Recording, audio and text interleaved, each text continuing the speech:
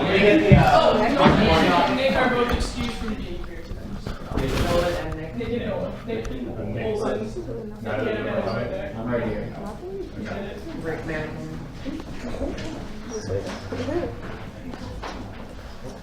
Welcome to this rousing edition of Student Senate Plenary. Alright, we're live, guys. Say hi to Nick.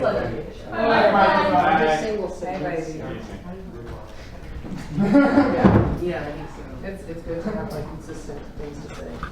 Anyway, so let's do a check-in. Who's around? My name is Megan Bautista, she, her, hers, senior, social major, and I'm a senator. I think we should come up with a check-in question before I ask you to vote in. Are we going to do what we did this week? Or are we Not right now. I don't know if we're in the time for Maybe we should just say like your favorite, the favorite part of this weekend. That is a lot. Yeah, what about color? Should we just do Yeah, so my favorite color doesn't exist. Yeah. Let's go around. Sure. I'm Rose. I'm one of the editors in Chief of the Review, She Hers, and my favorite color is blue.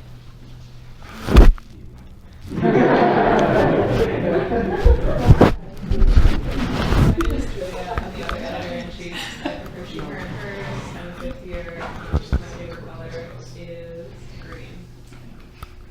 I'm Julian. I'm the managing editor of Civil Review, he, him, and his, and my favorite color is azure.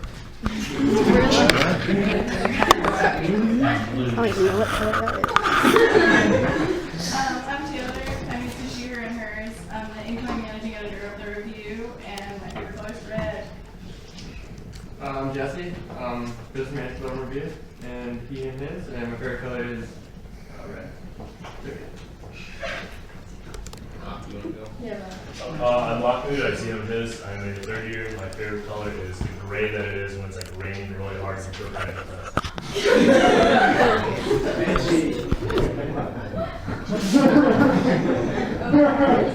My name is Ty. I'm a third year senator, first year senator, third year, he and his. And my favorite color is magenta. My name is Ben. Can I just put this on the table? For he and his. My favorite color is probably cyan. Cayenne pepper. Go on. Okay. Hi, I'm Anjali. I'm a first year, also a first year senator, and my favorite color and favorite thing is gold. Maddie. Are we doing follow back? Yeah. Okay. My name's Maddie. I'm used to She, Her, and Hers. I'm a third year. I'm the news editor for the Overall Review. My favorite color is also red. No repeats. Yeah, sorry. My name is Tyler. I'm a second year. I use She, Her, and Hers. I am a sports editor at the Review. Is royal blue. I'm Nate. I'm a senior.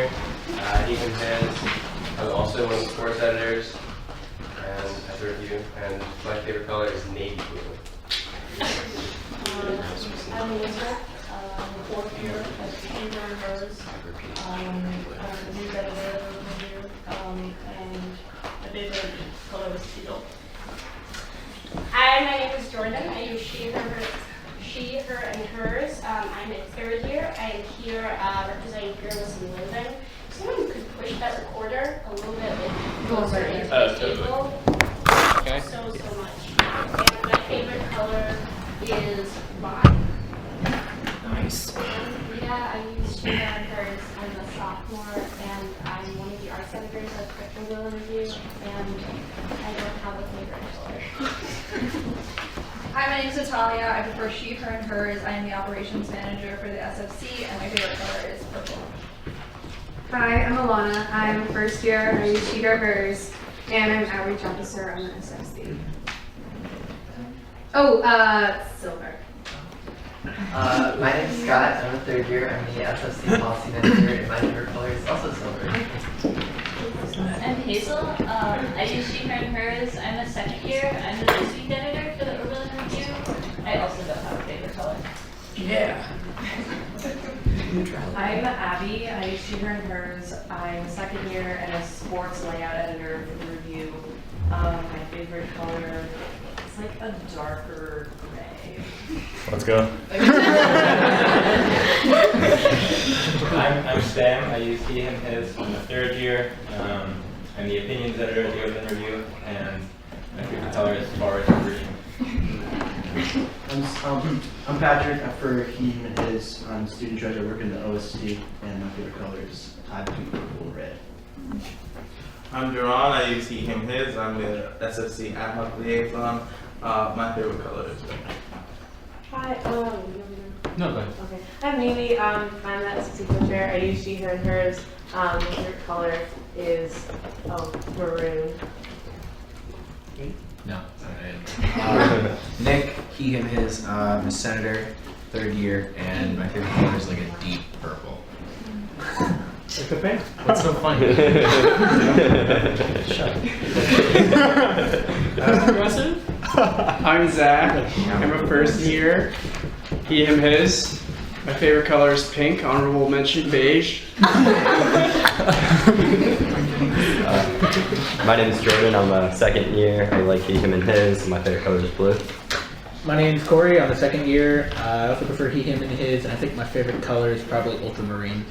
My name's Justin. I'm first year. I prefer he, him, his, and my favorite color is orange because no one has said it.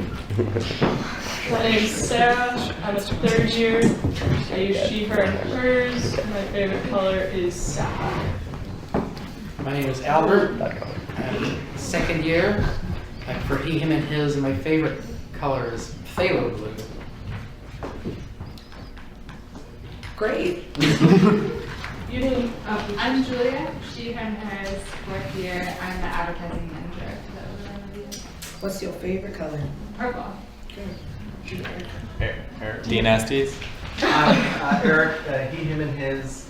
I don't know. Probably some shade of purple.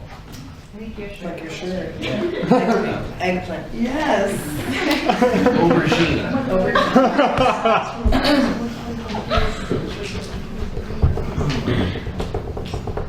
So, can we look through this agenda very quickly and vote on if we approve it or not? Is there anything that needs to be added? I remembered one other thing.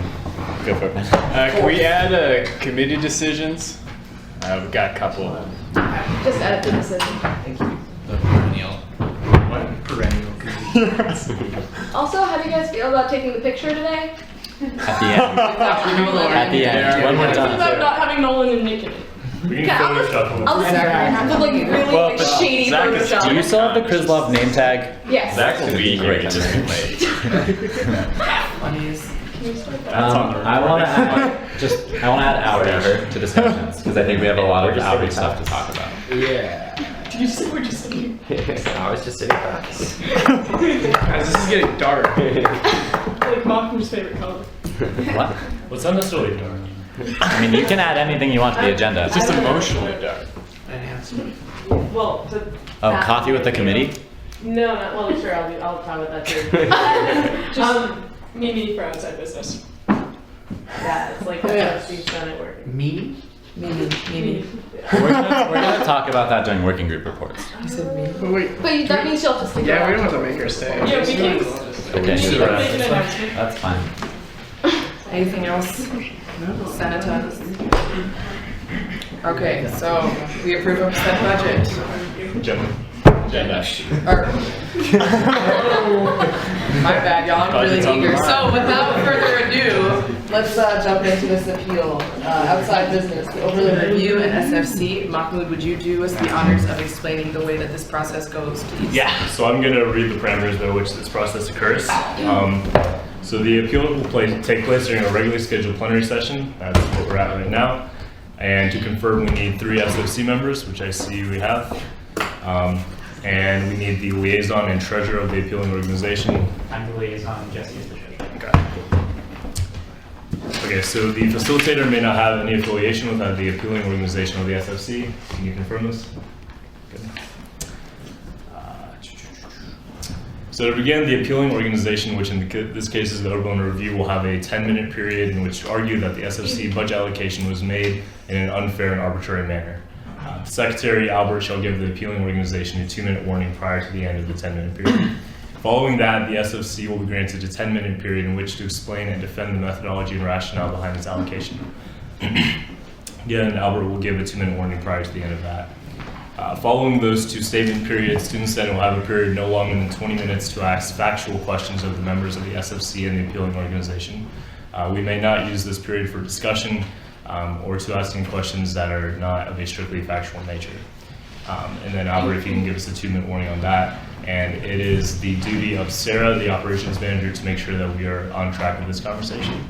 At the conclusion of those 3 processes, Student Senate will vote as to whether or not the appeal is legitimate, and we must do that immediately after. So, and then in terms of voting, the following senators are required to recuse themselves from voting on the legitimacy of the appeal: the SFC co-chair, the charting liaisons, and any senator who has an affiliation with the appealing organization, the SFC, or the SFC as defined in these bylaws. So, If Zach shows up, will he be able to vote? yeah. Yes. Yeah. Even though he hasn't been. Yeah. Okay. Okay. And the appeal. There's nothing in the bylaws that says you can't. Last time when that happened, I thought they couldn't vote, but then I looked through the bylaws and there was nothing. But if he misses, but he should recuse himself. If he misses one of the arguments, can we ask him to recuse himself? Well, we should encourage him to recuse himself. Okay. And then the appeal should be deemed legitimate and shall move forward if and only if 2/3 of the student senators who are not required to recuse themselves vote in the affirmative. So we're missing 2 people right now.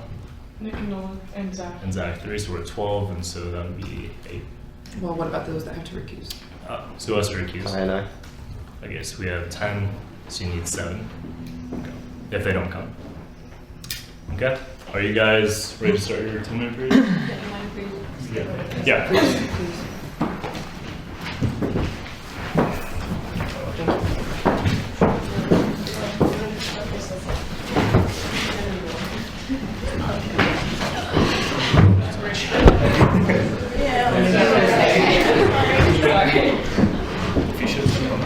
Time will begin now.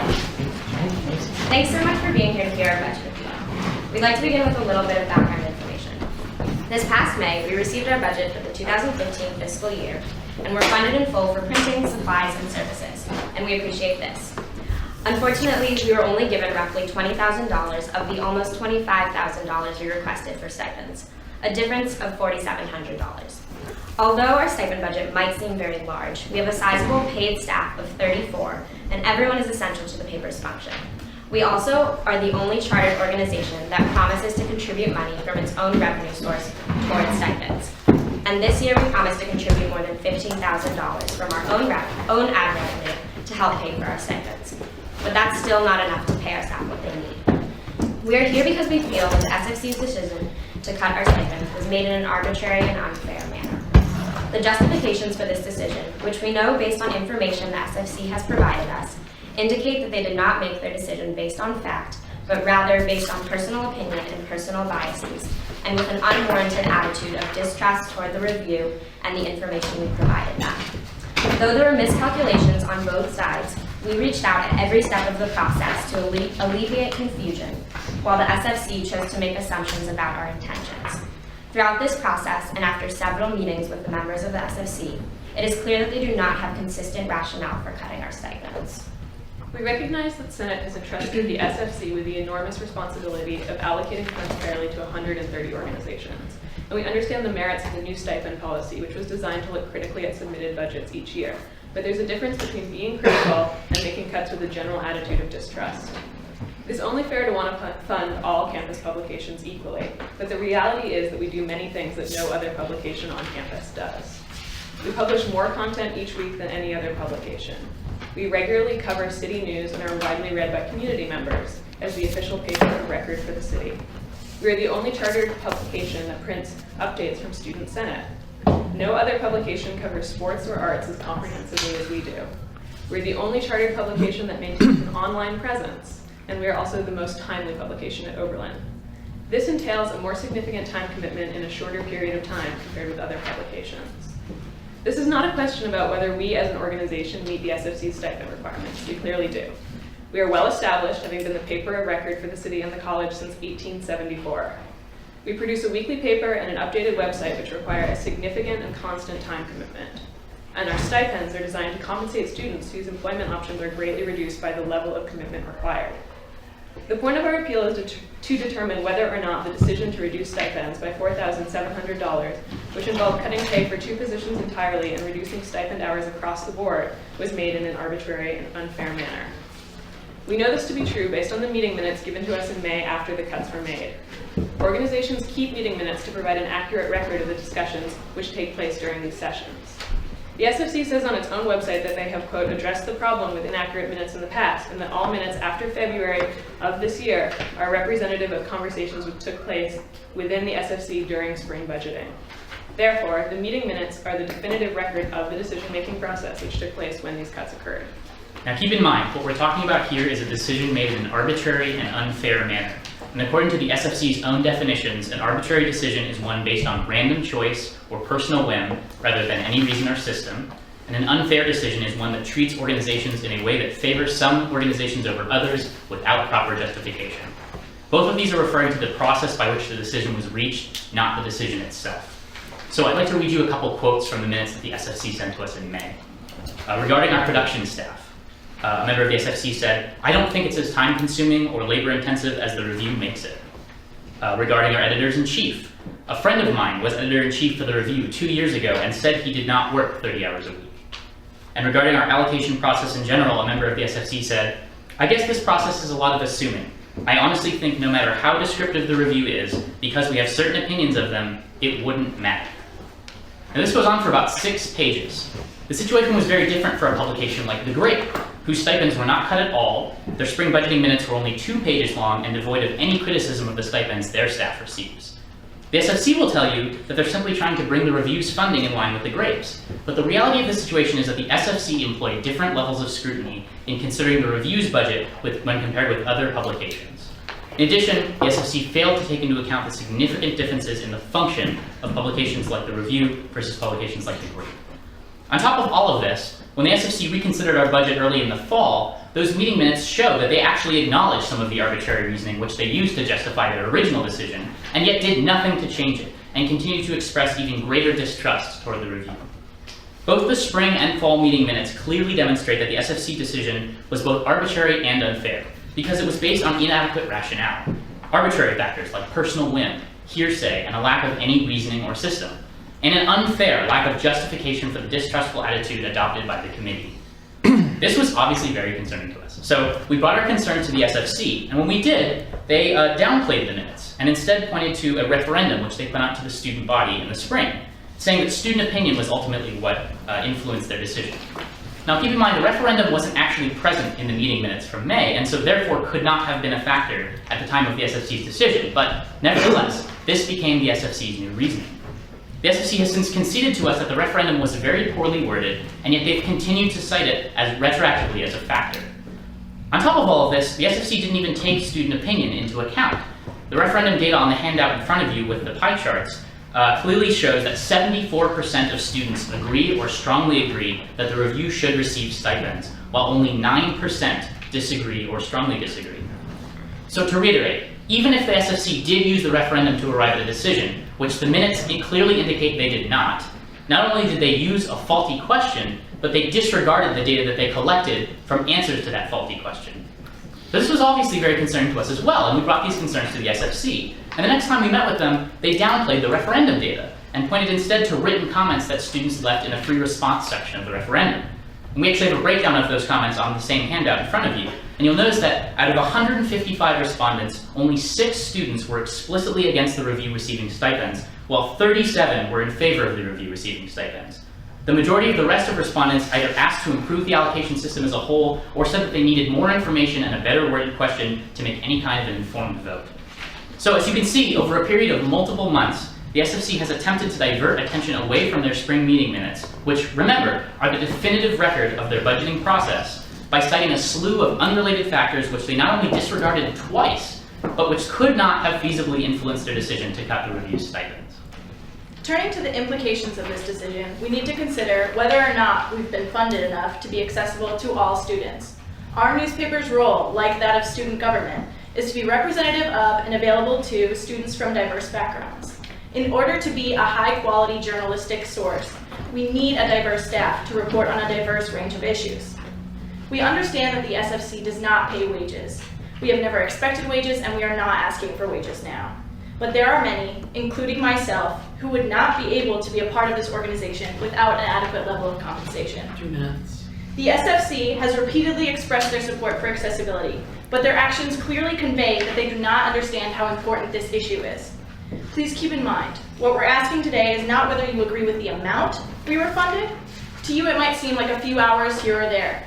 But to us, it's hundreds of dollars each week to keep our staff operating at the highest level we can, to keep our newspaper accessible to those, like me, who cannot continue to do this with reduced pay. And there is no guarantee that these cuts won't continue unchecked. Because this appeal is all about questioning how that decision was reached. We agree that budget allocation should be a careful process. No one's budget should be approved without critical consideration. Even worse, however, than haphazard approval is what has happened here, cutting budgets without a logical decision-making process. Our fear is that if you don't uphold this appeal, we set a precedent for this type of decision-making. Unfair, arbitrary budget cuts could become the norm, repeated each year for us and for any other student organization.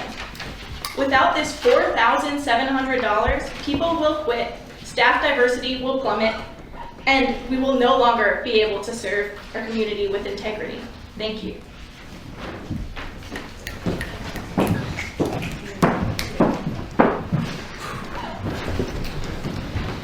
You got SFC right to it.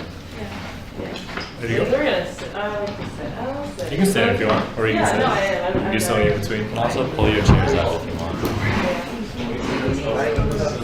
Yeah, you guys can sit over here. Yeah, you guys know I don't want to be right here. Sorry. Because this already, I just want to do this here. Your time begins now. So I'm here to prove that the stipend decision was neither arbitrary nor unfair. It's not arbitrary because as SFC, we have a system. We look at things holistically in context of real costs and of other organizations on this campus that also require stipending or programming money.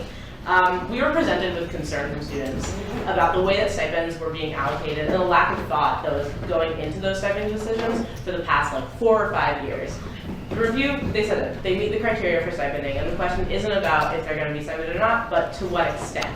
Before last year, the SFC really did blindly allocate to stipends. You can look through the budgets and things are just, circled in the red, and they just allocate in full. And I think that in my personal experience, I've been hearing complaints about growth of stipends, and also if you go back and actually the review's records, you can see other complaints about growth in stipends. For honestly, the past 3 years, I've been on SFC, this is my 3rd year. I've been hearing these complaints since I was 18, and I'm about to turn 21. So this is a serious thing, and I know that's hard to understand, but we as SFC take into account a lot of different channels of communication. And the review talked about the referendum, and I just want to really quickly state to the Senate, there's this idea, this implication that the referendum was our reasoning for everything, and it never has been. In fact, the concern with stipends and the conversation about stipend policy have been going on since I think my 2nd year. Yeah, actually no, the second half of my 1st year in SFC, and the real conversation about changing the policy started in October of 2013. So this was a long time coming. This wasn't just, oh, we wanted to do it during spring budgeting, so we used this policy and we kind of are just saying that we used the referendum. This is something that has been a concern of students who are paying money into the pot, into the student activity fund, and that's going straight from there to other students' payroll. And it's been a concern that I've been hearing through Coffee with the Committee, through our forums, through referendums that go back to 2010, 2009. These things are real student concerns, and we aren't just using this FY14 referendum for it. We put a little bit of weight on some of the comments, and some comments do specifically say the review, and other comments just say segmented groups in general. There also is support for these things, which is why, as SFC, we decided that we needed to take this rationale, this idea of thinking more critically about stipends, and find some sort of way to still allocate to the review and still let the review function while taking into account different types of student opinion. That's what we do every day. We allocate and we use student opinion to help us make our decisions. We hold every group accountable to the student body. That's in Article 1, Section 1 of our charter, something we can't even change, in terms of quality of programming and benefit to campus, and that does influence our decision. So these concerns from students were both from complaints about just general funding for stipends of the review, but also those were exacerbated by students with content complaints saying they were misquoted or misrepresented in the review. The only fair thing for us to do at that point, in light of all this concern, was to respond to the student body's wants. Stipends are a huge deal. Every student here and every student at this campus pays $428 to the Student Activity Fund, and if there's any negative opinion or any concern, that's a huge red flag for us concerning stipends, because that's money that's not going to other programming, that's money that's going straight to the payroll of students, which is really important for accessibility, but is also really needs to meet a high criteria of stipend policy.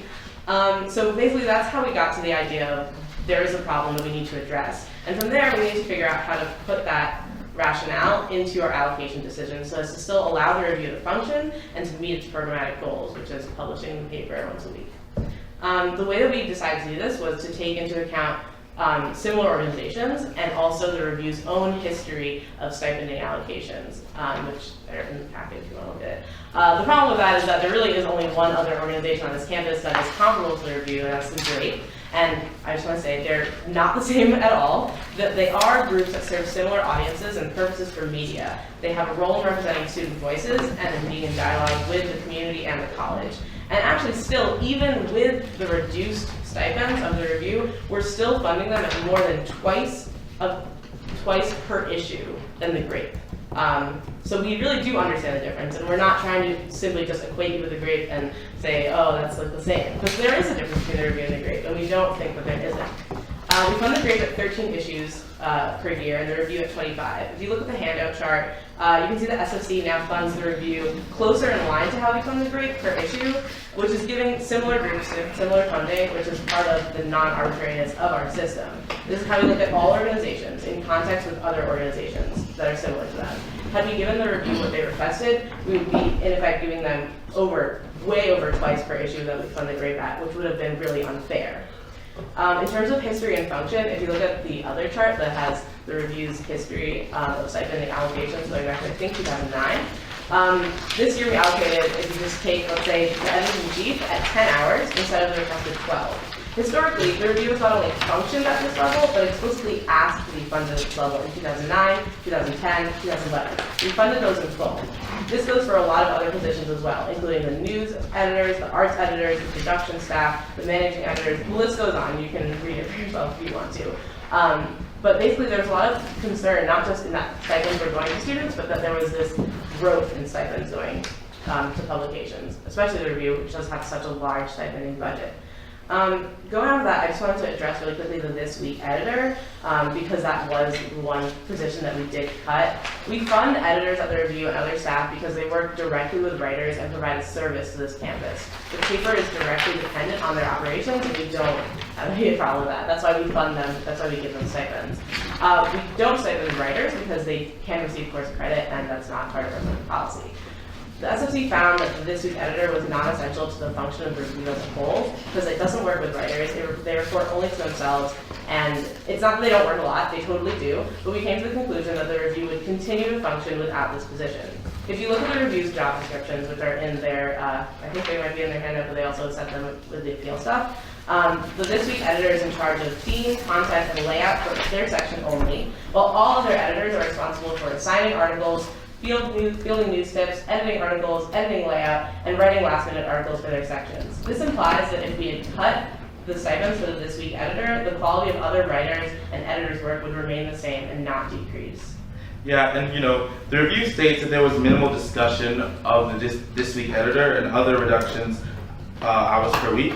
And we want to remind everyone that written minutes don't fully convey the nuance of a conversation, right? I think we all can agree to that.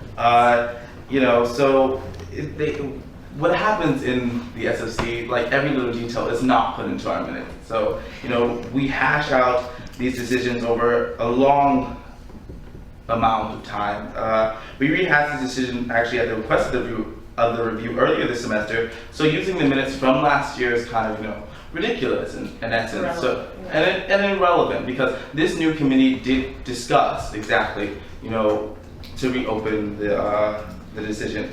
Also an important note I would like to talk about is the accessibility situation. You know, accessibility is a really important thing for SFC. It's something that we like strive to, you know, make sure for every organization on this campus. But you know, it's a waste of money to throw money at a problem, right? In an attempt to make it solely accessible. I think, you know, for us as SFC, we see accessibility not just financially, but in other things. It's such a big, complicated situation, and we do look at groups. How are you being accessible other than just, you know, us giving you an hour here, an hour there? There are other ways to be accessible and to allow people to, you know, be a part of your organization. So how do we remedy that? We give the review $36,000 or close to for stipends, because we see that it's important, and we see that, you know, yes, we do need to make sure that people can afford to do this position, but there are other ways to be accessible. But essentially, you know, we saw there was a problem. We looked at that problem, and, you know, we decided students didn't like what was happening. So we decided as a committee that we would respond by bringing the review in line according to their own historical trends and stipends of similar publications. Because our job is to represent the student body when we hear these concerns. It was our responsibility to act accordingly. Failure to do so would have been unfair to every organization on this campus and the student body. This decision was not based on a whim. It was nuanced, understanding of the school, its students, and all of the organizations on this campus. Thank you.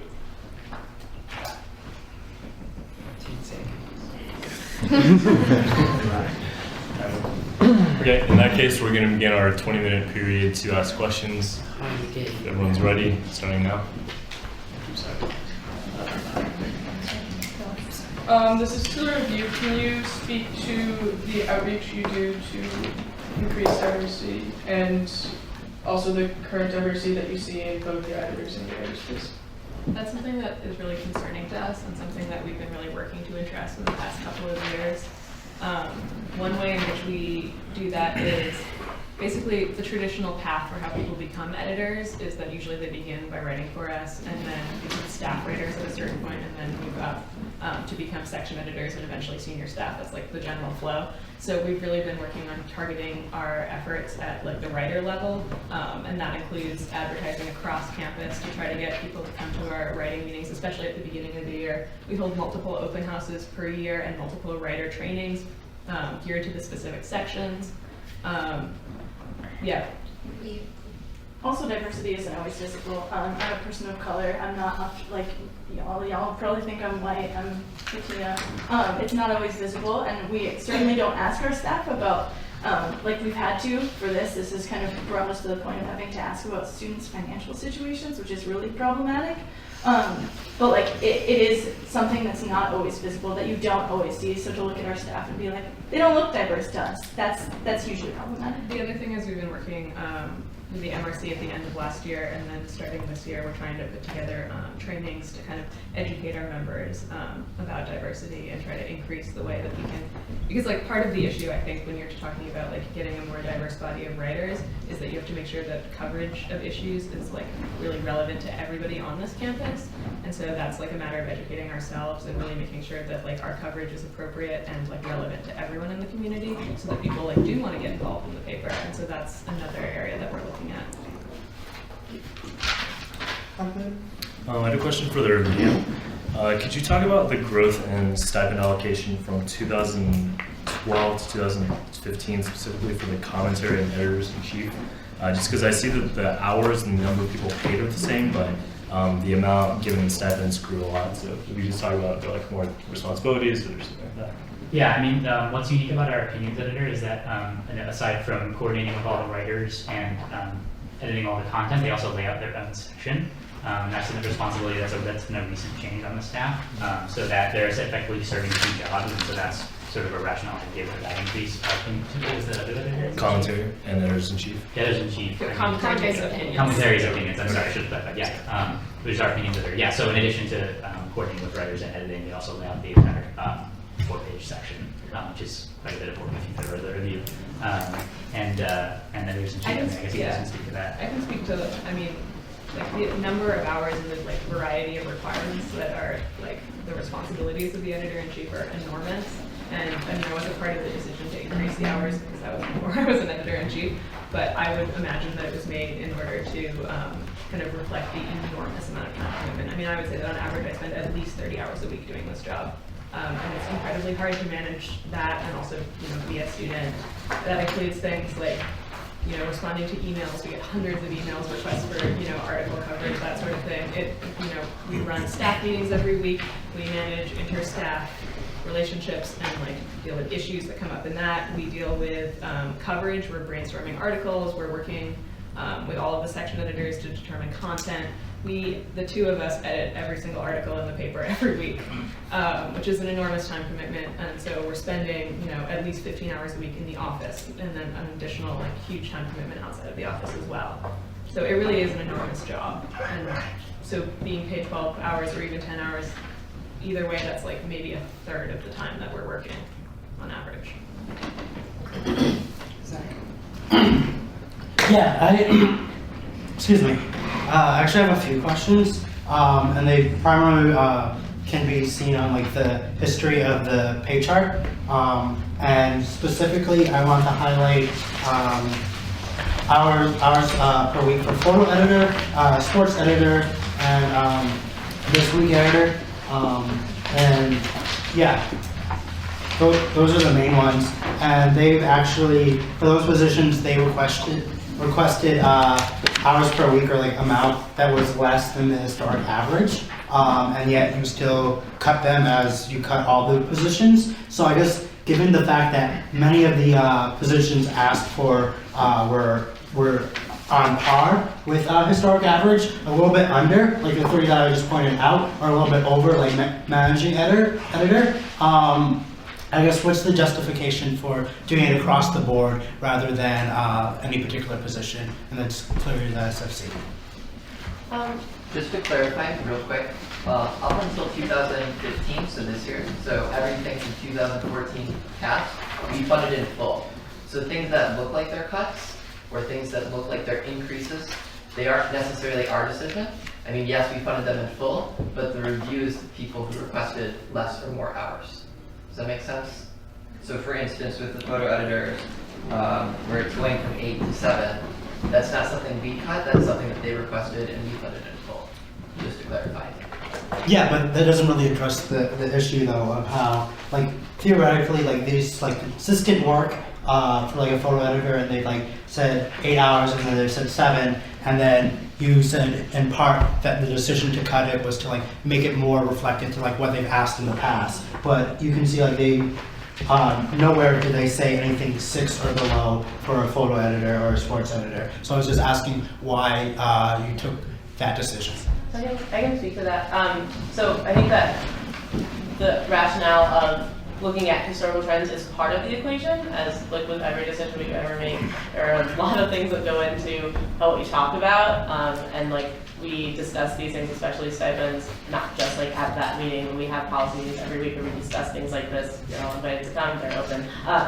But I would say that it was a combination of student concern that was going into using historical trends and looking at the GRAPE and seeing how they're funding things and seeing how to work with that. So the GRAPE funds a lot of these people at 4 hours per issue, and we were seeing this idea of getting 7 or 8 as a lot more, especially given student concern about those sections, specifically the sports and arts section. I've heard a lot of concern as an SFC member, in my official office hours or in my official forum,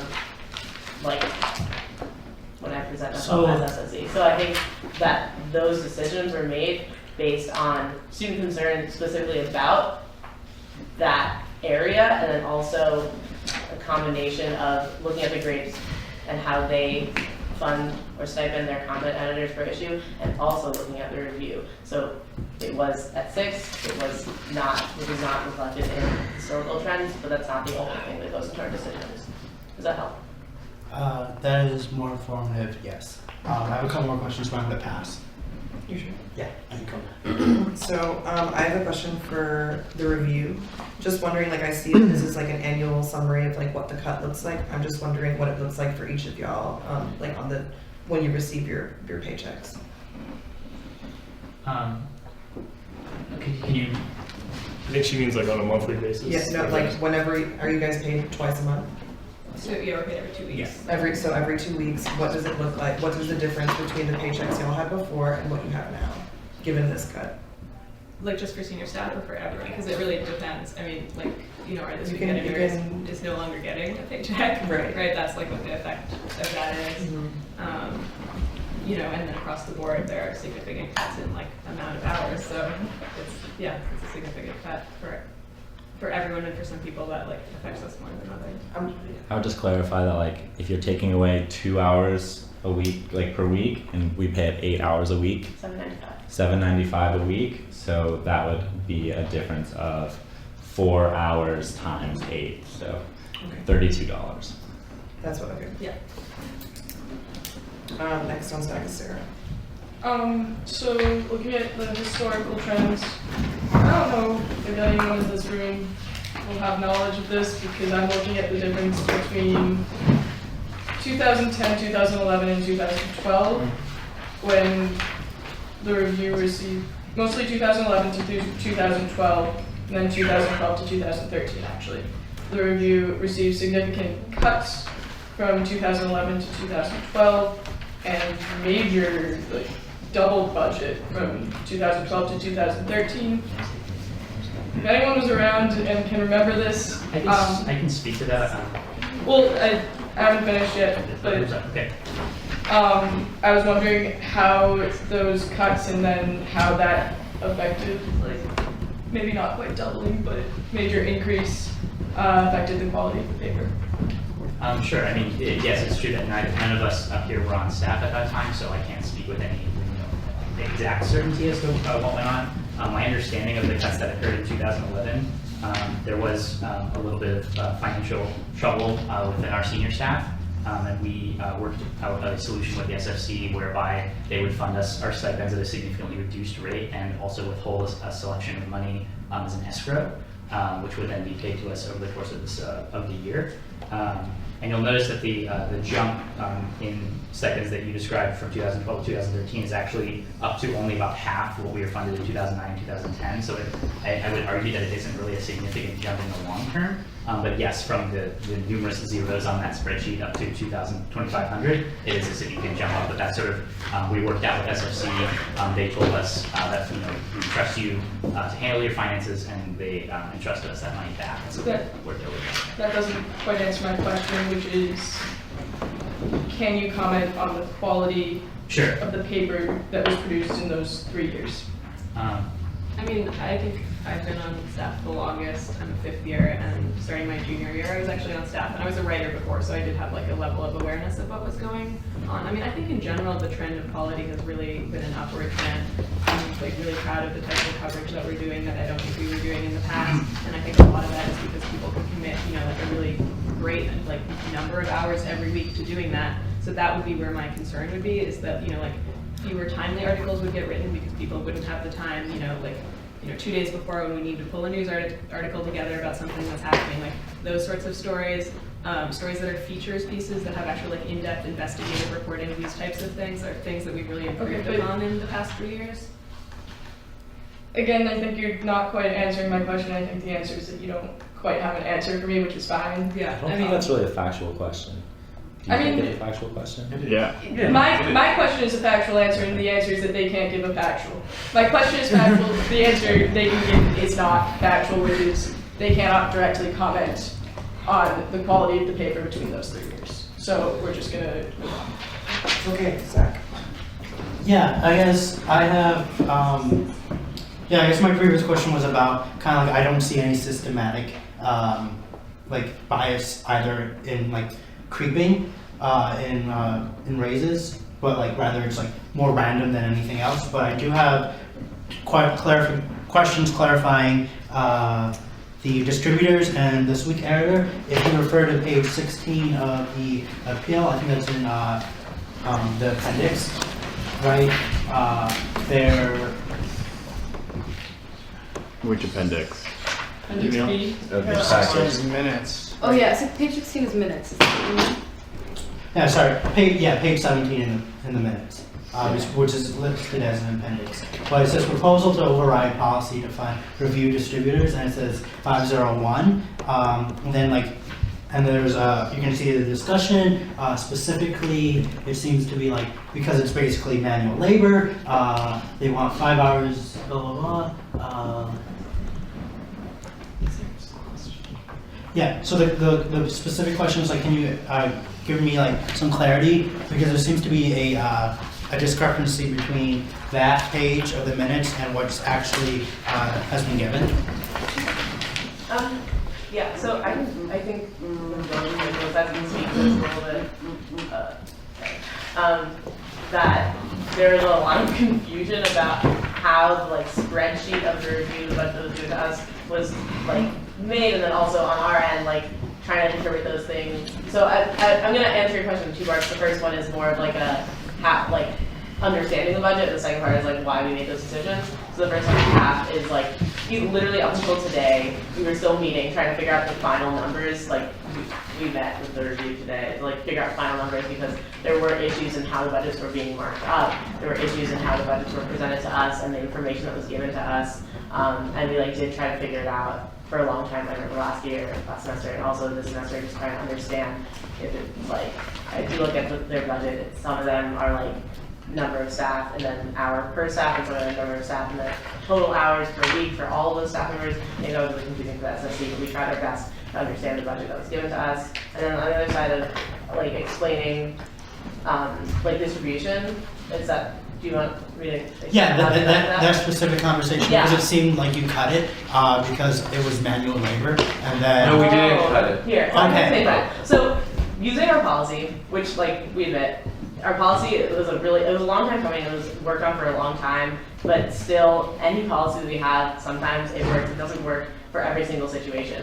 And because we understood that distribution of the review, because it happens so, because the review comes out so late at night or early in the morning, and then it has to get out to the whole campus, we understood that that's a time commitment, and it really is just manual labor. And so we decided to override our policy in order to fund the review for those positions. We do that, and it's something that we've been working through with our policy, is understanding it and understanding how to make it work for the reality of the situation of these groups.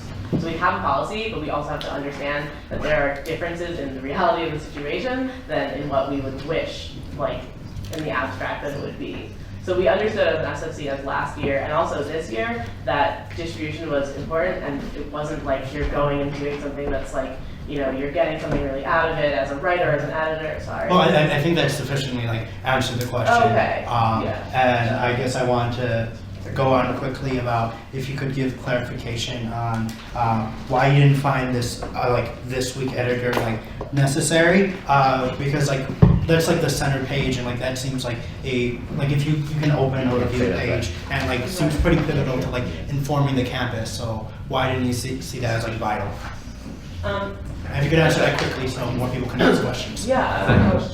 That's not factual. No, it's not factual. I think there was a question that was factual, which is why did you take the this week out, and why is that not essential? The opinion was what? Yeah. No discussion is allowed. Okay. You have to just ask the factual question. Yeah.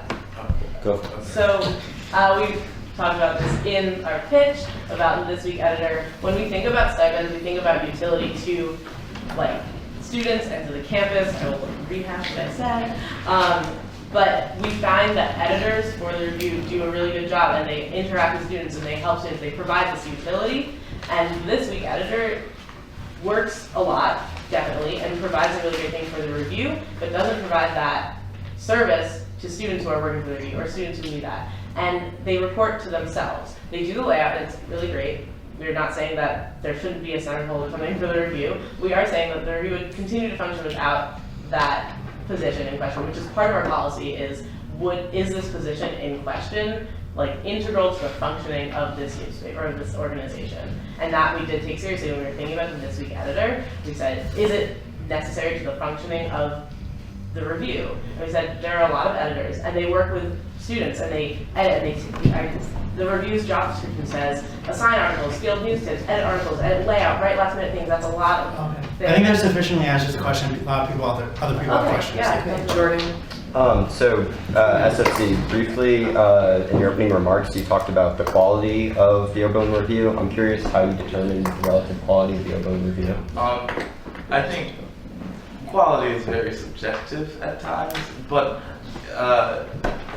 basically looking at one, like certain mistakes. A lot of for me personally, I've had a lot of people come into my office hours and complain just about like, this is like, I was misquoted in this way, and like I said this and they wrote this, and then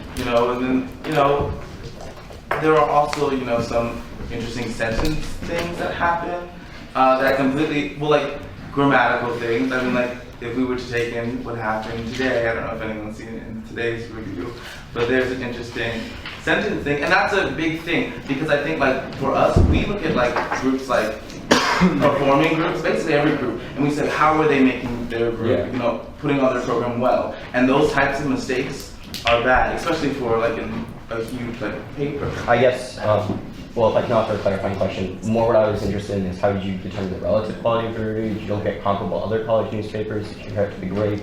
Was there any kind of systemic attempt to establish a certain quality and then judge the review based on those standards, or did you just? I think we don't have like a specific like breakdown or point system or anything for the review and the grade. We don't like, compare them to each other. We do think about student input and what students tell us, and like that's a huge thing. And we try to make ourselves as successful as possible so students can offer their opinions to us. And I think that is where a lot of it comes into. And so when we get some concerns, not only with wow, the review's getting a ton of money in stipends, even with their large staff, but they're also, they're misrepresenting me and they're not doing the job that we want them to do. Students are telling us that the review is not doing the job they want the review to do for them, because the review is a student, like it's a newspaper for students and for the community. And so if we're supposed to judge organizations, all organizations based on quality of programming and benefit to campus, and they're not meeting that, that's a problem. Time. So does that mean? Okay. There's a question, which is, if we made a proposal to extend question time, is that something we would be allowed to do? No. Okay. We should amend those bylaws. Yeah, we really should. We really should amend those bylaws. Yeah, I agree. Yeah, this is a pretty bad like. Well, we can't can't do it right now. We can't do it in the middle of an appeal. I know. We would be literally- We'll talk about it. We'll talk about it in working group reports. We did talk about writing the question on the board so that we're all very clear on that here. Yeah. Do you want to write it on the white piece of paper? Does anyone have a pen? Just so that you have to erase. I'll take your shot that is.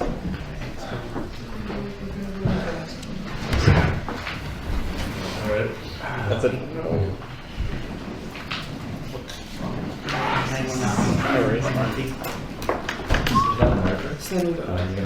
And I'd also like to call for a secret ballot. Secret ballot means that we all we all get a piece of paper, and it wins over all other forms of voting. So we have to do it since I called it.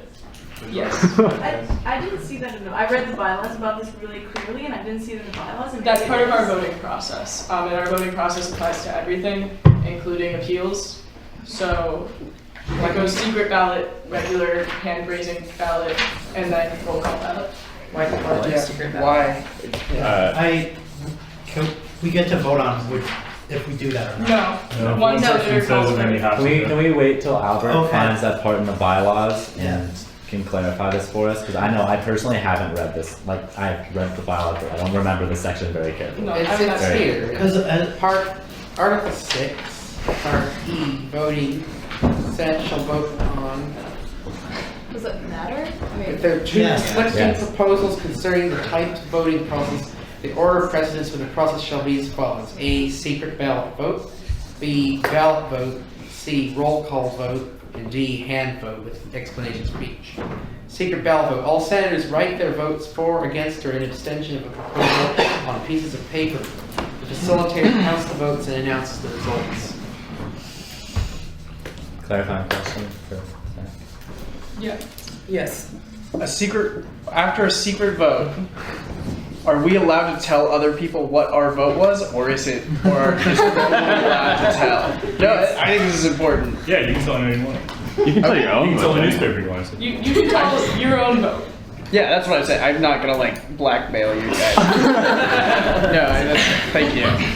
Alright, so we have to, wait, do we have to do it because you called for it? Yes. Should we offer a Can I rationale ask for why it you though? called for it though?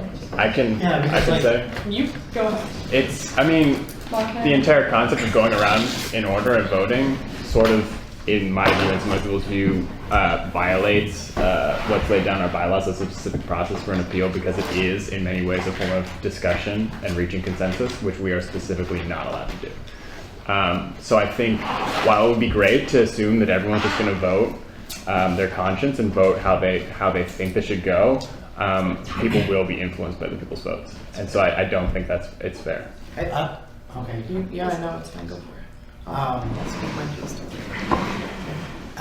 Okay, I mean, I guess that's fine. I just feel like the idea of like a secret ballot is like antithetical to like being a student representative and not being willing to voice your opinion publicly.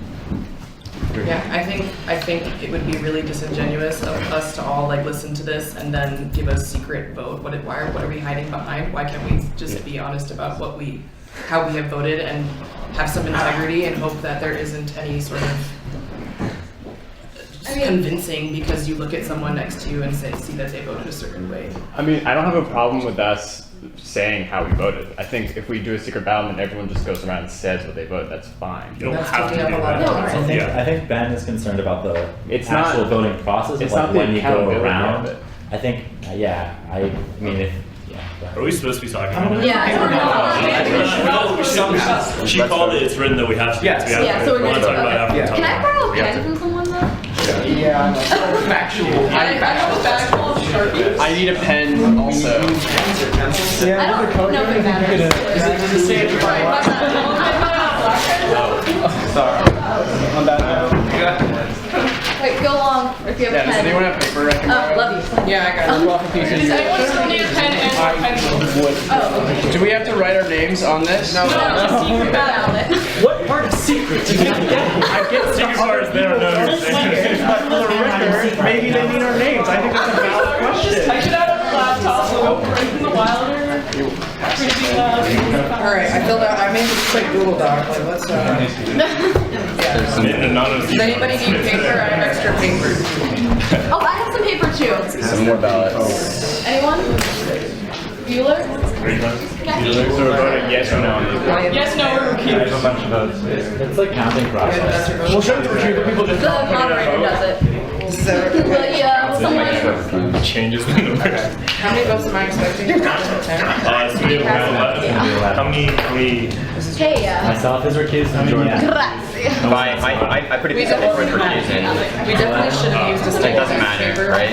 If we cared about that, at the end of the It literally just says recuse. Oh, From whom did I steal this pen? Readable handwriting. No, I stole yeah.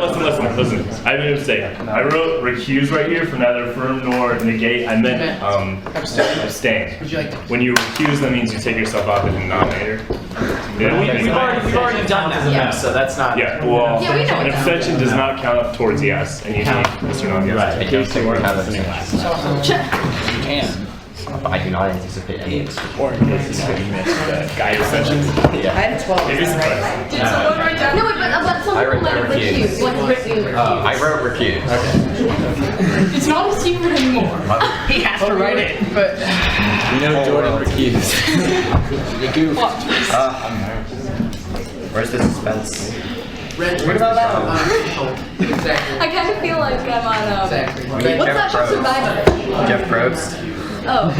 Without a torch. I've watched so much of Survivor. Oh yeah, do you watch it? I haven't watched it yet, but I used to watch it. Like, I watch it as it comes out right now, dude. Oh wow, I love Survivor. I want to be on Survivor one day. It's a great show, man. Is it still going? Oh yeah, it's even better. Going strong, dude. It's a great season right now. Really? Yeah. The appeal passes. Wow. So am I supposed to say it like that now? It should be louder. I don't think people listen. Chamber will come to order. What was the count? The count was, the math is that it was exactly 7 people who voted yes. And we had 11 people voting. We have 11 people No, voting. 12. No, One of them was 11. Mine is a recusal. It is a mandatory recusal. So, Yes. so it's I'm the not 7, the 7, which is Wait, what we what's 7 needed, divided by Nolan's 11? not here. plus the 4 no's equals everybody that was supposed to vote, yeah? Yes. So, given Yes. that there are 7 The appeal yeses in my passes. hands, the appeal has passed. So here's what. Okay. I don't know if it's a. Yeah. Yeah, 13 of us. Okay. Well, then 11 of us No, voted this is because 2 are not here. Wait, what? And 2 recused. 7 out of 11 It's 7 out of 11. is That's 6.63. and 2/3 is 0.66, right? What are we? They're making sure. So we had 11 votes. That seems like- We had 7 yeses, and 2/3, from what I understand, is 2 out of 3, which is 0.67, and 7 out of 11 equals 0.64. Oh. So 0.3 of a person needs to change their vote, or? But what is 6 out of 11? I can keep up 6 out again. That of won't. what is 6 out of 11? 7 out of 11. 6 out of 11 is like closer to point. Does it? Yeah, rounding wise. Is there anything in the bylaws about this? Yeah. Because It it says says 2/3. It says 2/3. Yeah. Exactly what it says. But does it say whether to round up or round down? Because 2/3 is much smaller than Okay, here, proportion. So in that case, we're just, yeah. So like, we do it. we need to do this just a right. discretionary thing where we say like, I yeah, think What is either way, we two? should, it doesn't mean that they're going to be granted their consent, or that, it Yeah. means that we'll continue to this process. Right, it means we still have to do this, Well, except if we for reject the appeal, then we don't take it. Yeah, that's It's only true. if we affirm the appeal, and we're currently, it depends how we define 2/3. So, Yeah, which I think as a number. How do we define 2/3? 2/3 is 2 out of 3, right? Right. 2 out of 3. right, but 2 out of 3 is a much smaller fraction than the fraction we're dealing with. Yes. Oh my god. So we have to round up or round down. Decorum. can we get the bylaws back so we can figure this out? And if everyone I guess, was tense, like be a quiet. proposal, can we make a proposal to in this case assume that when they say 2/3 it's okay to like round down or round up or But see, then we're whatever? making that arbitrary. Wait, Yeah. wait, that just means that we're deciding that Whether or not the it appeal means whatever we passes. think it is, right? But In which th- case, that's because we have a already majority true. of people- So, No, can I just, Hold on, can we do the stack thing or whatever you guys like? You mean the majority votes yes, and then it's yes. Alright, I'm gonna do it going, you, up, Sarah, and then Zach, and then whoever else wants to talk. okay, can I just say that before we voted, before any part of the appeals was heard, I'm not voting for rounding up or rounding down, but what we said was we picked 7 because there were 10 voting senators because Zach had not shown up. And it was said at that time, if Zach showed up, it would go up to 8. I'm not trying to make a decision on this vote, but that is what we said before this appeal even started. Who said that? I don't remember, but I do remember this We didn't conversation vote on that happened. though. I don't remember that being. But that was what was said, that's what we defined 2/3 as before this started, and that's Oh, all we're I'm gonna have to go saying. back to Okay, that. Please, please. I would like to say, under plain language of what 2/3 means, you round. If this was 0.5, you could argue up or down, but under plain language, you round down if it's less than a half, you round up if it's greater than a half. And the difference between 0.67 and 0.64 is 0.03, right? 3%. And the difference between 8 out of 11 is 0.06. Like the error is literally double. Why would we pick a process that literally doubles the error? Okay? Okay, Ben, did you have something to say too?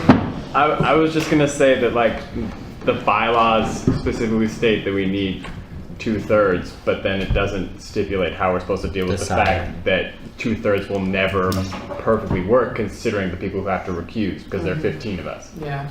So you can think of 2/3 as like this number that you have to reach, and for this, if you calculate, it's 0.66, whatever it is. Right, but and then we hit under it. Can I Let me finish just say what for I the was record, saying, I though? voted yes, so I'm not trying to like screw you. Can I finish what I was saying though? Is that like, it's ridiculous to have a threshold that is not a whole vote. Like that doesn't make any sense at all. Like, cause then it just becomes a completely meaningless number. But then if you hit one below it, then you're not hitting the goal. Alright. And then in which case, what's the purpose of having the number? Anyway, Ty. My opinion on this matter is that since it is not explicitly defined in the bylaws what rounding processes we're supposed to use, that we should take a vote on which I think that's the only way to do it. I don't. You can't vote on what a number Hey, do means. y'all want to be put on staff or something? Do you want to? I think voting is the only, like, there's no process in the bylaws for how we're supposed to deal with this. And so our options are either create a new process right now and put it in the bylaws and say it needs to be a bylaw, that the 2/3 number is 0.66, or we need to vote and say this is not something that's in the bylaws, because what's not in the bylaws is something the senators have. We get to interpret the bylaws. So that's how I feel. Yeah. I was just wondering, what happened with the Solarity appeal last year? Is there like a precedent we can go off of? Yeah, every single. It was unanimously. The way we've done previously is you have 2/3, which is the level you have to hit. If it's not a whole number, then you have to round up to the nearest one. So that means that you sufficiently reached the level, right? If you're under it, then you haven't reached the stated level, right? So you can't count it. I had, yeah, you can, yeah. Is this is a different way? Does this change anyone's vote by chance? If we re-voted, it would change my vote, but that would be a violation of the process. Yeah. So like, Mine, yeah. a re-vote is at this point not really Yeah, we can't feasible. I actually, So then with that being said,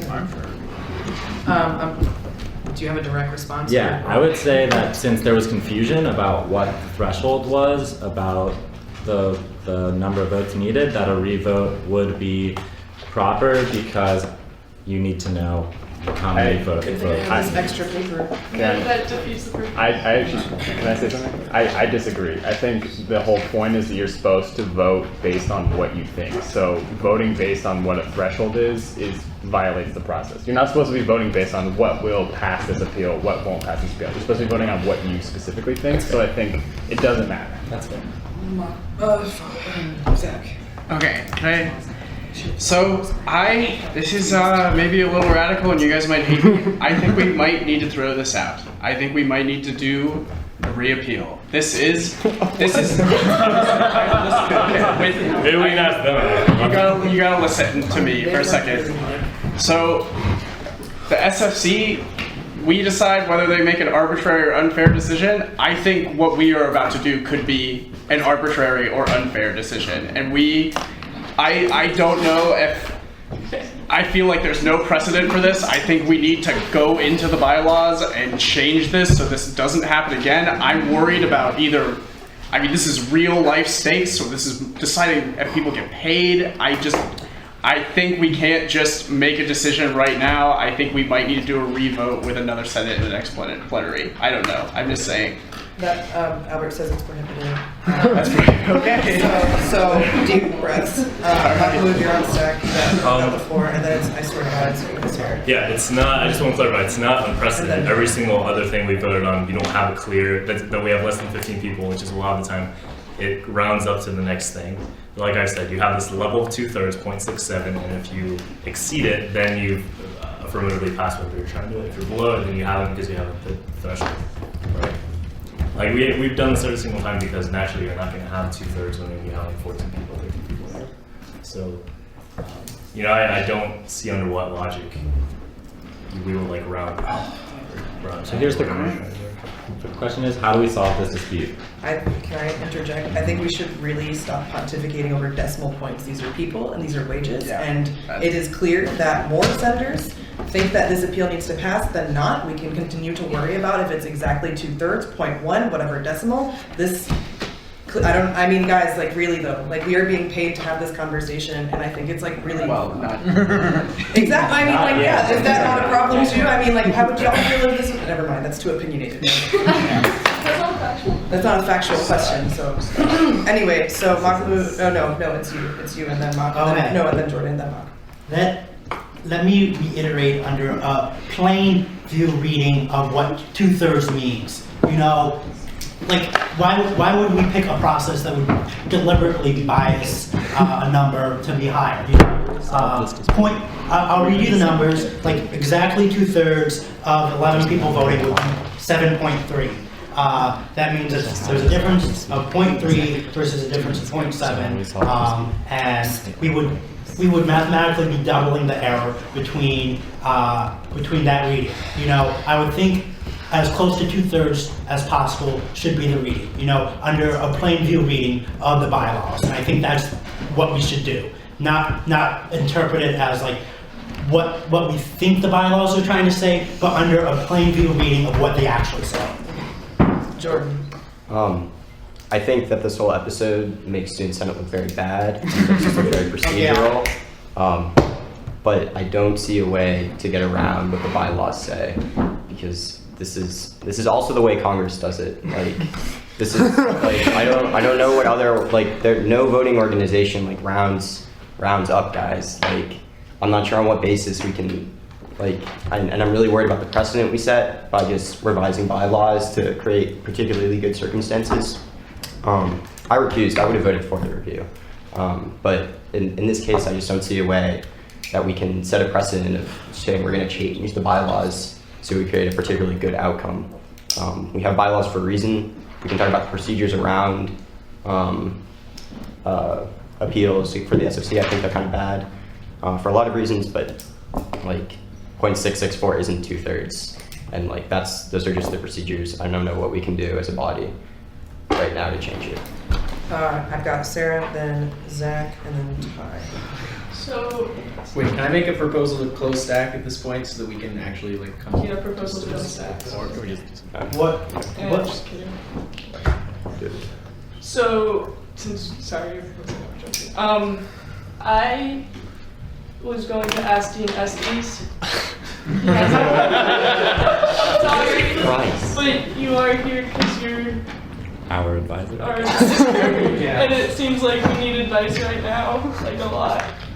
I gotta tell you, there isn't a voting body that goes by bylaws that says you have to have 2/3 that would accept 0.64 as 2/3. Thank you.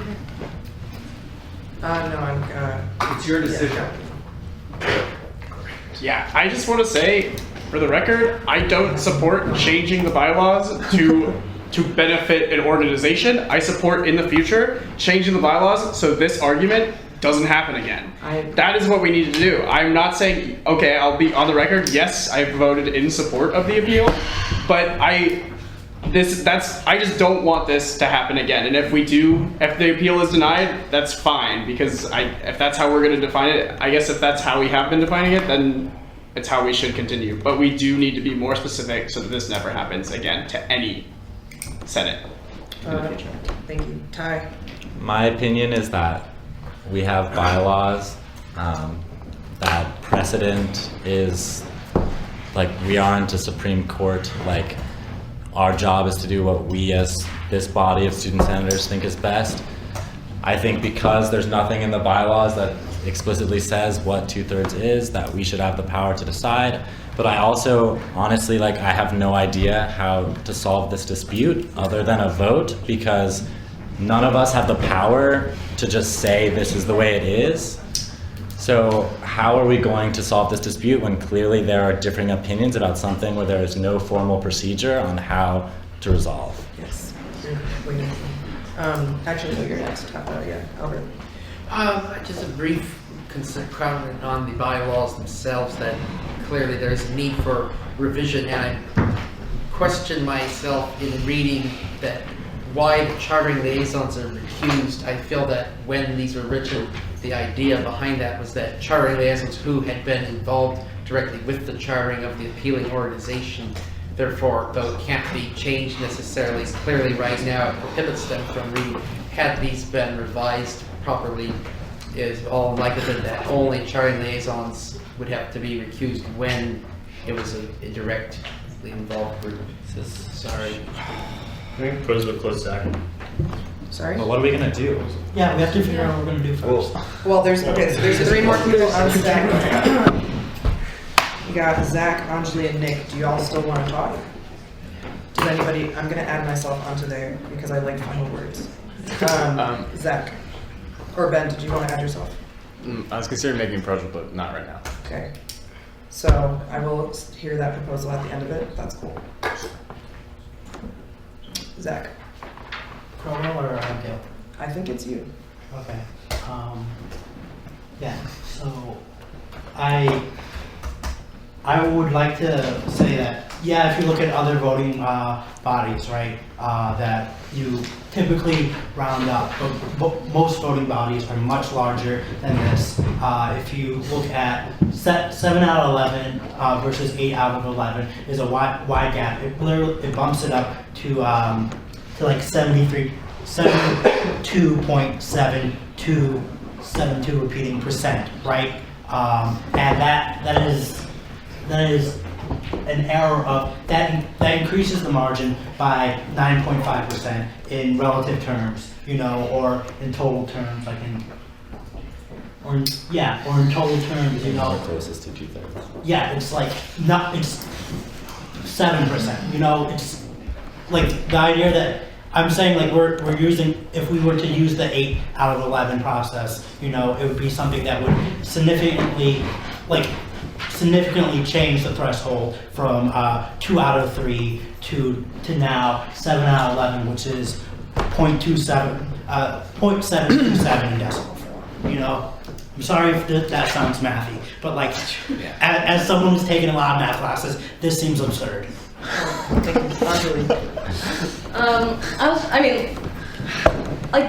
don't understand what exactly our plan is from here, because it feels like we don't really have a choice. Can we argue with math rules? The rule is you round down like 5, the rule of 5.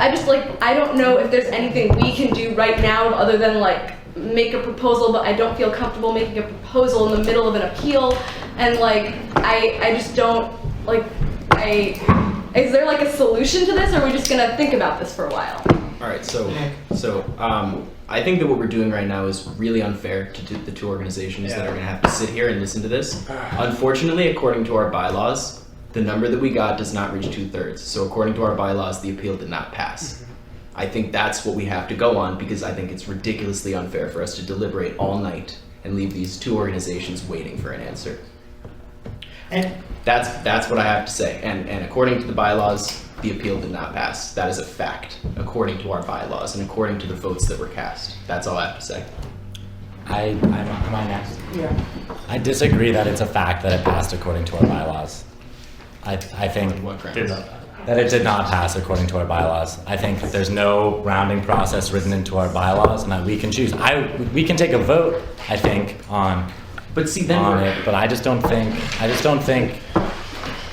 I don't know. I just don't know what I can't believe this one. Okay, sorry. Are you done? Who else wants to be added to staff? Jordan?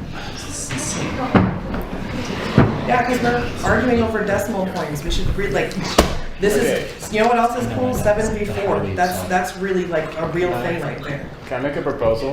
Go for it. A proposal to amend the bylaws to specifically state that 2/3, you must go above the threshold of 2/3 for an appeal to pass, but to recognize that because it is vague in this case, this is not an amendment to the bylaws. This is just for us, that because we were vague with this and that there was no understanding of how this worked necessarily, I understand Makaru's points, but that in this case, we will grant this particular appeal. because of the vagueness that is our fault. Should we, what is that, a proposal? Is I that guess a proposal to amend the bylaws to make 2/3 right now. Yeah. We can't do that. We can't change things because we don't like what's happening. Yeah. That's like what laws are. But it's not just that we don't like what's happening, it's that it doesn't say what should be happening. It says if we do not reach 2/3, the appeal does not pass. Does anyone think that 0.63 is 2/3? I think that because 0.63 is the number closest to 2/3. Is it 2/3? Moron, please, come on. All right, I have Jordan, I have Zach. Like, again, I don't think we have, as a student organization which has bylaws that we've all agreed to, like, I don't think we can on the spot change them to get a preferred outcome. It's not my preferred outcome, but I don't think as a student senate, I don't think we should be amending bylaws to create particular outcomes. I think that goes against the principles of the bylaws themselves. But I think very clearly, very clearly, 2/3 is not 0.63. 2/3 is not recognized as 0.63 by other major voting bodies. Like, I doubt it's written in the U.S. Constitution the way they round up to 2/3. Like, who decided? Committee procedure, right? No, procedure has never been established. De facto, no one has thought that 0.64 equals 0.67. 0.67 is where the threshold is, and we didn't reach the threshold. It's unfortunate that our small numbers meant that the threshold was moved all the way up to 0.72 in this particular circumstance. But that's an unfortunate byproduct of poorly written bylaws. And we can't just change the bylaws themselves, or general rules of order, to create a particular outcome in this circumstance. Like, it's the particular outcome I would have preferred for many reasons. I think there are a lot of reasons why this appeal went poorly. I think there's many things wrong with it. But it would look very bad on us if, as a student government, we decided our bylaws in this particular instance don't give us the outcome a majority of our members want, a clear majority of our members want. So we're going to change the bylaws to create that outcome. That's not the point of governments or student senate. And so it's unfortunate. It's like almost tragic, but like I don't know what we can do besides just count the votes and see if they're 2/3, and if they're not, then they're not. I guess quickly under section 13 of the bylaws, part D, subsection subsection like VI, right? Literally says the appeal shall be deemed legitimate and shall move forward if and only if 2/3 of the student senators who are not required to recuse themselves vote in the affirmative. If we were to take that as literally, the if and only if means that if 4 out of 5 decide to, like it's impossible to get 2/3. The way that it's written of the if and only if means that only if 2/3, not 3/4, not 4/5, not 1/5. That's absurd. This is a But this is the question: how are we reading? Yeah. We have to have some type of procedure to decide how we are reading the bylaws. And there is this I'm just saying that the way that they're written is logically inconsistent. Who wants to be put on stack? I'm sorry this is going on forever, but I think this is important, so I'm going to continue to put people on stack. So, Mark. My question is, can we point to a single instance, either in a vote we've had or any voting body that has, where we thought that anything lower, decimal-wise or whole number-wise, than 2/3 passed something, when you needed 2/3 to pass it? If we can't find any instance of that, then I think the only appropriate solution is to move forward with denying the appeal because they did not meet the threshold. If we can find some kind of circumstance in history where somebody thought that reaching this number was sufficient, if you were under it, then okay. But can we find it? Because I've never heard of this in my entire life. I don't know if anyone in this room ever has. And just because there's some kind of like ambiguity. But the logic behind sorry. I'm just not sure what's ambiguous about having to reach 2/3 and we did not reach 2/3. And this conversation has never come up before. I mean, we've had decimals in the past. We always have less than 15 people when you vote on things, and it's never been an issue. So, and I just feel bad about wasting everyone's time, and we just keep saying the same things over and over. So I'm not going to talk again. Ben and then Jordan. Okay, mine is actually a clarifying question. So moving forward, what do we do? Do we just vote to move on and assume that the appeal failed? Is that how we move forward?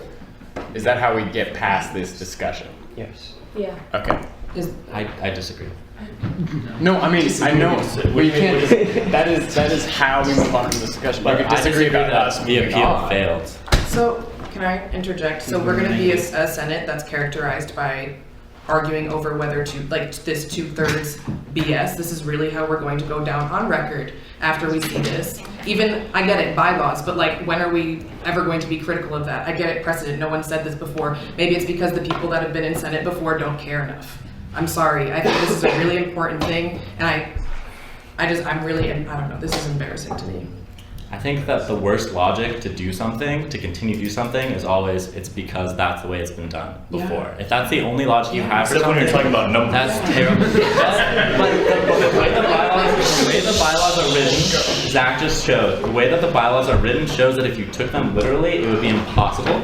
And nowhere in the bylaws does it say you need to get 74 or whatever percent 8 out of 11 is to pass. I think this is a situation where we can vote on how to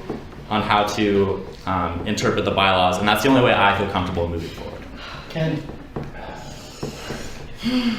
Sir. I'd just like to say that if we do end up voting as to whether 0.64 equals 0.67, and we do that through a process which requires a simple majority, we are changing the outcome of this appeal from it being a 2/3 majority, which the writers of our bylaws decided that this was an important enough decision to require a 2/3 majority, to a simple majority. I agree. I think we're taking ourselves way too freaking seriously. Can I just say something? We won't be voting on whether 64% equals 67%. We'll be voting whether it is, in this case, equivalent to that amount of support, which seems relatively reasonable. In this case? In this particular case, and in general, whether we can consider this particular number of people voting on a proposition equivalent to a 2/3 majority. Like, this is dumb. Like we clearly most people want to give them the money. It's so Oh, no, close. just to hear the appeal. It's not even the thing. We're just trying to hear this appeal. So, just trying to pass the appeal. Can I add something really quickly?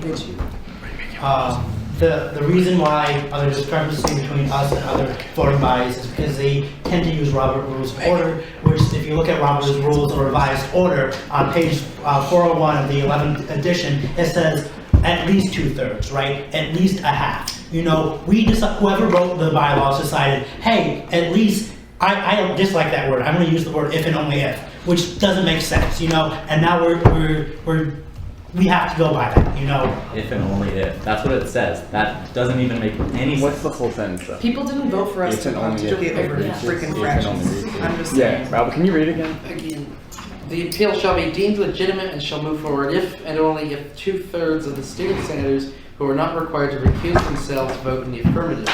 For the purposes of this vote, quorum is 2/3 of all senators who are not required by these bylaws to recuse themselves. What does a visual display of 2/3 look like? If and only if 2/3, it gets Just more than wondering, 2/3. is Like, this this is- 2/3? We have a proposal, don't we? Someone- Yeah, totally go for the can we go into executive session so that people don't have to like so that we can maybe They want to go. hear the outcome of it. I think that's what they're saying, right? Huh? They want to hear the outcome. That's why they're saying. There are only 4 people that have to be around for an appeal to happen. Everyone else can go home. They can stay. We can bring them Well, back in. they wanted No, but to. they That's want usually- to. They want to be here, they Also, should be this here. is plenary session. Like, they get to leave whenever they want. Well, the point of it. So you propose that. My proposal was an executive session, maybe not we'll give them the answer, but I'd maybe if we can speak more openly with each other and actually look at something and talk about it in a less structured way, we can actually come up with a solution instead of this, which is just a hot mess. I have Ben, and then Nick, and then Ty. Okay. You can take me off. I have Ben, Nick. Yeah, I have a proposal. I think we should vote on whether or not we think that right now we should consider the number of people who voted equivalent to 2/3. I'm not saying we're changing the definition of numbers, and this doesn't seem ridiculous. But the implications of that vote. Right, with the understanding that in the future we will change the language of the bylaws to make it more specific. If we did this and we didn't change the bylaws, That's not the point. The point is, Okay, so honestly, what I think we should do right now is go by the only body, the only precedent that we have, which is our bylaws. As fucked up as they might be, this is all we have to go on. This is all we have to go on, except for opinion, which, as you can see, is getting us nowhere. So we need to go by the bylaws. We have no choice. So hold on. At this point, we have no choice but to go by the bylaws, apologize for having poorly written bylaws and wasting everyone's time, and move forward and fix the bylaws. We don't have another choice. We could sit here until tomorrow morning. If we went, I made a proposal. it would be, Do we not need to vote on my proposal? If the majority of Senate agrees, then that's what we'll do. Excuse me. Oh my goodness. Okay. So I had Ben, I had Nick just spoke, Jordan, I have Jordan, and then I have Natalia from S. But the quorum, he made a proposal, so we have to vote on the proposal, or we have to discuss the proposal. Okay, let's vote on the proposal. Do we want Malcolm back in here? Yeah, he'll be back in a second. I would just go wait. Can I ask you a clarifying question? What's the follow-up on having other appeals? Can they appeal again this term, or do they have to wait till next term? They have to wait. Okay. I mean, we could. Okay, I have another clarifying question. Can we retroactively change the bylaws so I can vote as chartering commissioner? No. That is just clearly changing the bylaws. So Yeah, but it's like a smaller change. But also, it's not just changing the bylaws to change the outcome. This is the difference. Is people are thinking this is just to change the outcome. There are clearly problems with what's going on here that have nothing to do with the outcome of this case. It has to do with being clear. It has to do with having bylaws that make sense so that Jordan, who has never had any affiliation with either the SFC or the Oberlin Review, doesn't have to needlessly recuse himself.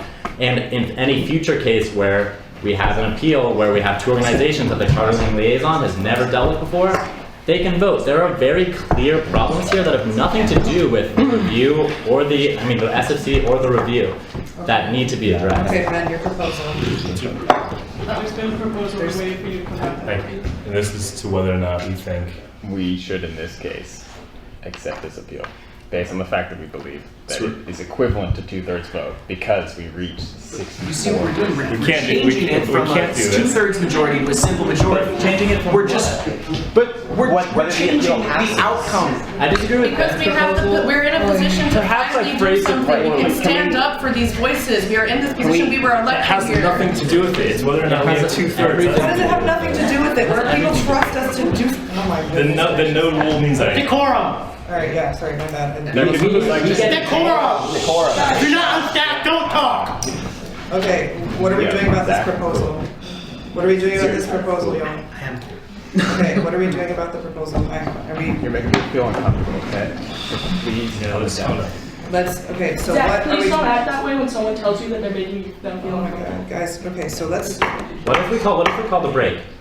I'm serious. What if we? I propose we take a 5-minute break. Yes.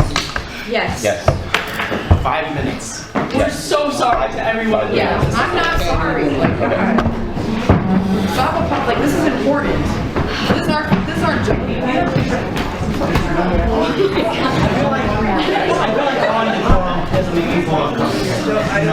Zach, it's the way you're doing it. The fact that you're yelling. You've been yelling all night, okay?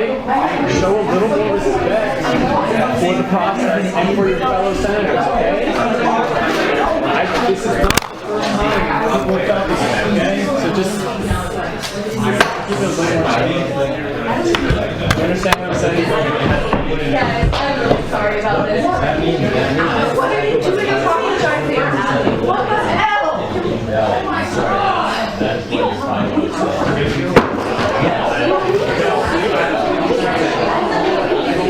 No, we're gonna vote. I don't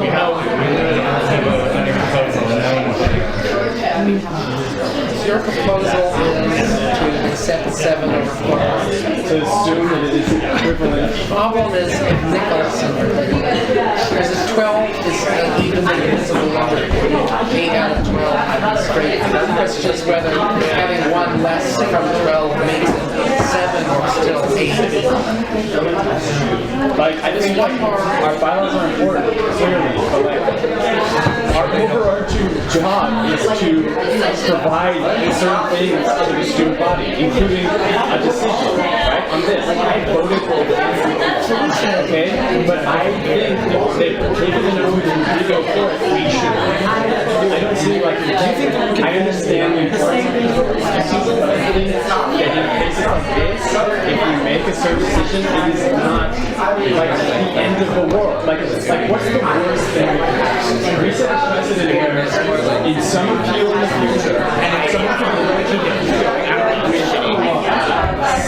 what, 7 votes instead of 8? Is that really that bad that someone would be granted an appeal for 1 less vote?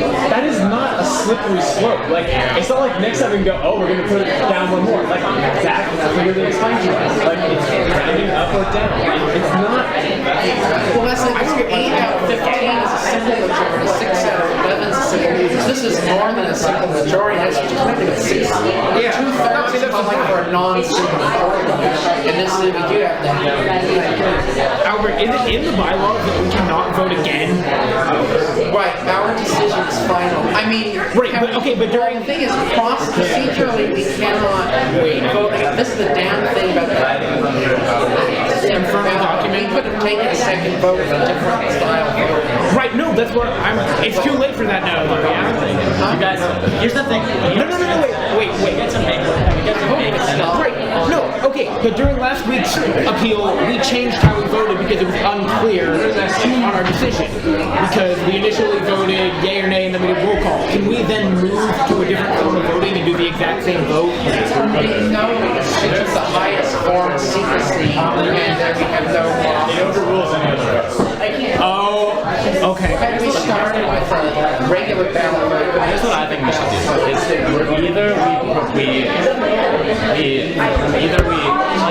Is because the bylaws say infinitely if, right? That makes no sense. It's impossible if and only if 2/3. It doesn't say exceeds 2/3. It doesn't say any of that. So we get to decide how we interpret that bylaw, and I think whatever number is closest.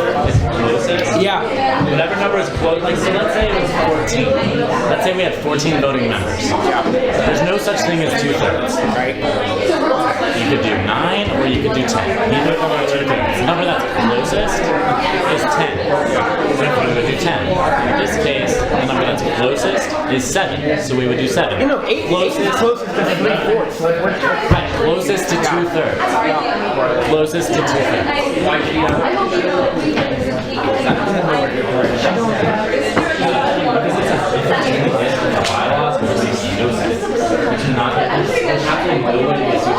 It doesn't mean flight because if we're doing that,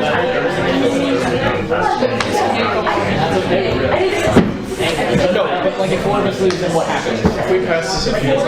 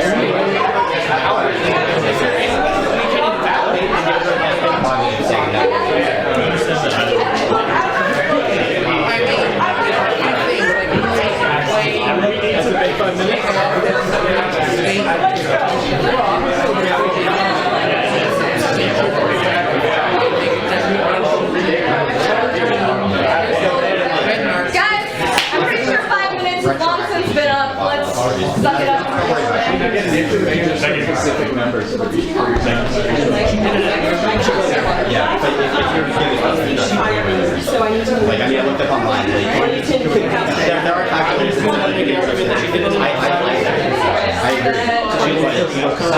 It just makes it. She has to ask for It makes us look terrible, She but didn't at have to go least yay, everyone acknowledges that I don't. You look terrible like inside the Bible.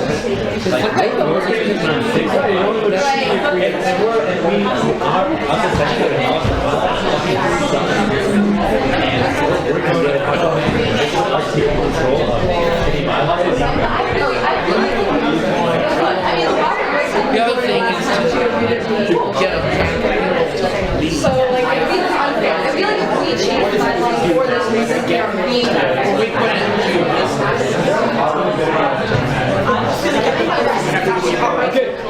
Everybody's back.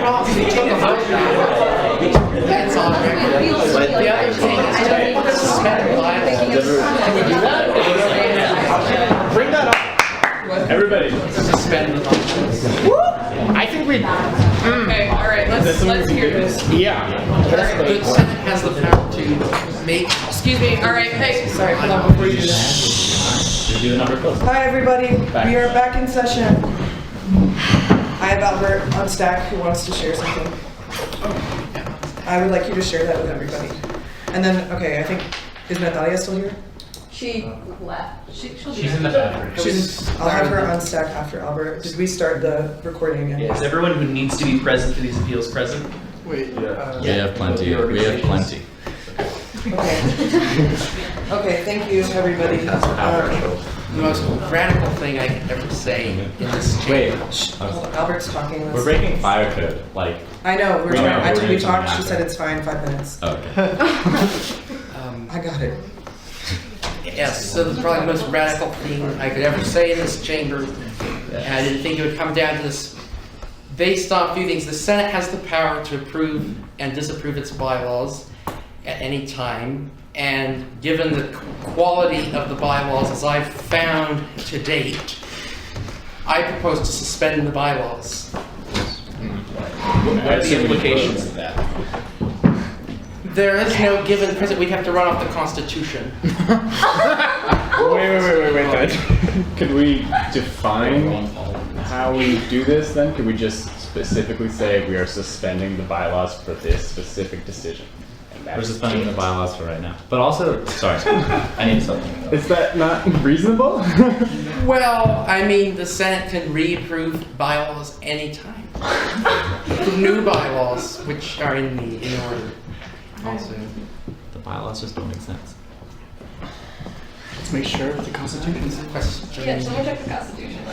I would be willing. Constitution is too vague to ever address. I would be willing to vote. Sorry. I just want to remind people, like, that like, we just did an appeal last week, and like, there was a certain marker, and like, personally, like, you've read the minutes, you know what my thoughts about it, like, from the fall or the spring.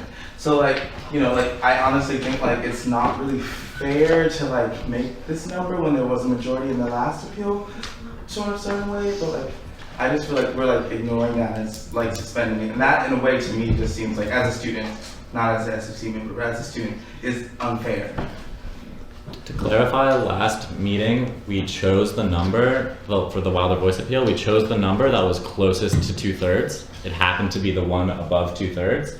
In this specific case, in almost all numbers, there's no such thing as exactly 2/3. And meaning that when the bylaws say if and only if 2/3 is nonsensical.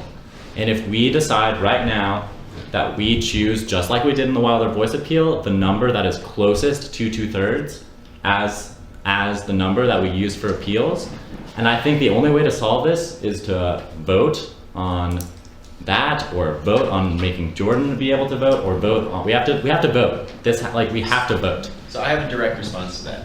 Basically, so those votes, okay, so I have a clarifying question and I guess a response. What would those votes look like? Would they be simple majority? Would they be 2/3? Simple majority. I would say simple majority. Simple majority. So then basically, interpretation. So, right.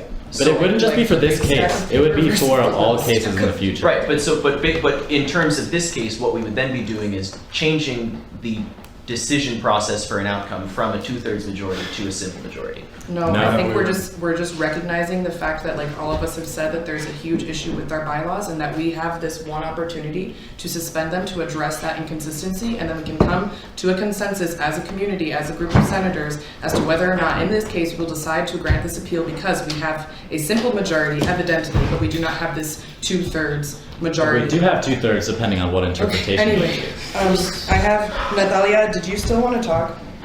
Yeah, but it really doesn't matter, so. Okay, so I'm taking you off stack then. So Anjali. Okay, well, we're And then recorded, Justin. and I remember Sarah saying that, like, we made some type of number before. Is there a way we can just listen to the beginning of this? Maybe we already decided. We did not vote on that. We all thought it was 7.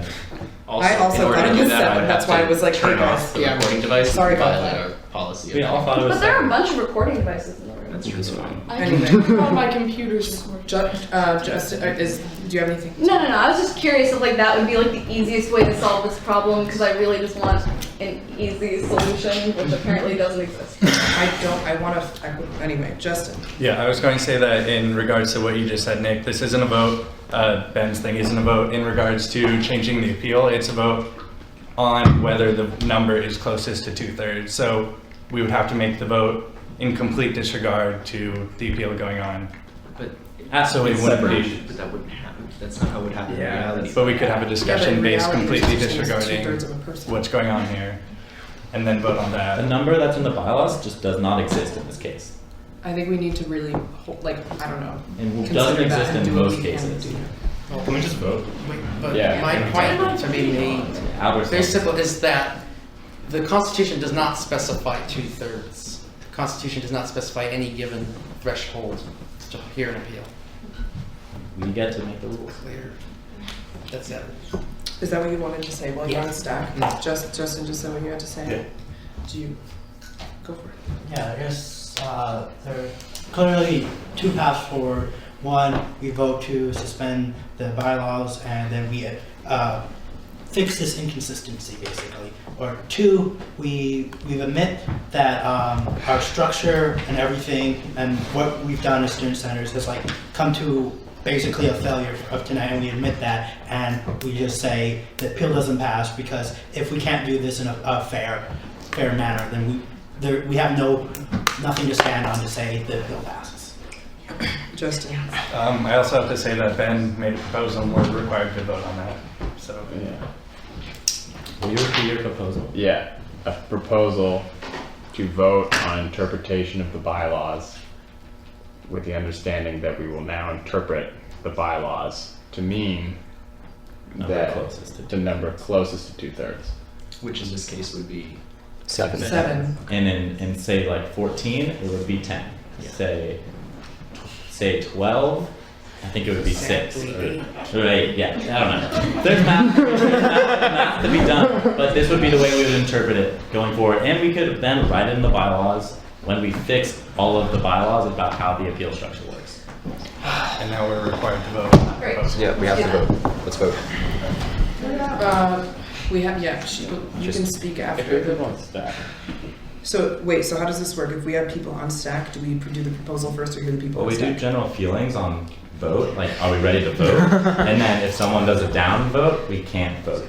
General Okay, feelings can on we the just, General feelings on voting, or Can we hear like what Mimi has to say and then we can vote? Does that- I'm not sure like how kosher this is, but I just wanted to let you know that like obviously we've been like talking and there's obviously new information and SC like understands that and we're all really uncomfortable with this appeal not being passed. Like I think majority of us in this room and I think a majority of people on SFC, I included, and with that we are able as a voting body and as the student finance committee to like re-look at our decisions and to go over them. And I think like I can't say how the SFC is going to vote on it, and I can't say that we're going to like fund this type of bill or anything. But I don't think that it's like this like black and white thing. Like I think that there's significant opinion on SFC to like reopen this and to really discuss this with a lot more like fairness and arbitrariness.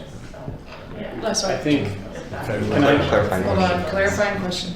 Does that mean that the SFC would be willing to reevaluate it themselves as they did in the fall? Or is it the opinion that the appeal should be upheld by Senate and then gone through line by line by Senate?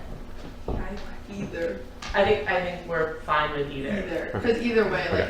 Right, but I just, the idea was that either way, like, if that helps you understand, like, or like, if that helps you in context with your own bylaws and the idea that, like, with Wilder Voice, like, you didn't have the threshold and so you didn't do it, and like, here you didn't have to, like, that. Does that make more sense? Sorry, no, maybe a little bit. You're trying to give us an out, basically. Yes. We don't. Because I think Thank we're all you. really uncomfortable with it. General feelings of voting. And that way you can still be by your bylaw, no. Is this changing? It's just do I give like a blurb for the proposal? Wait, I'm not Or Does that change it for you? No.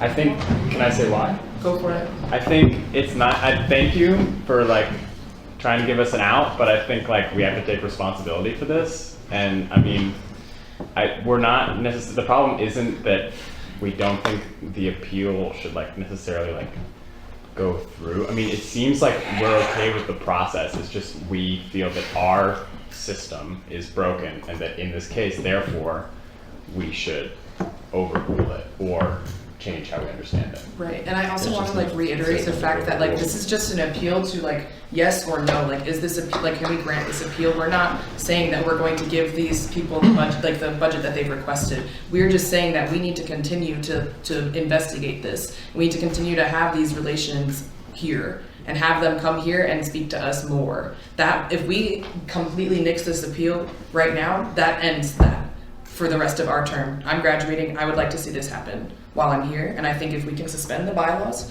and if we can pass this proposal, then we can have ongoing relations with these people, with this, because these are people here, and we can have them have their cake and eat it too. Work through it and we can oversee it. But if we just completely grant this, we throw this proposal out, I think we are doing a greater disservice to everyone in this room. I want to say that I don't think we need to suspend the bylaws, that the bylaw in this case makes no sense, that we can just vote on Ben's proposal. So I would say general feelings on Ben's proposal, Voting on my proposal. which to my understanding is that in this case and in future cases, until we rework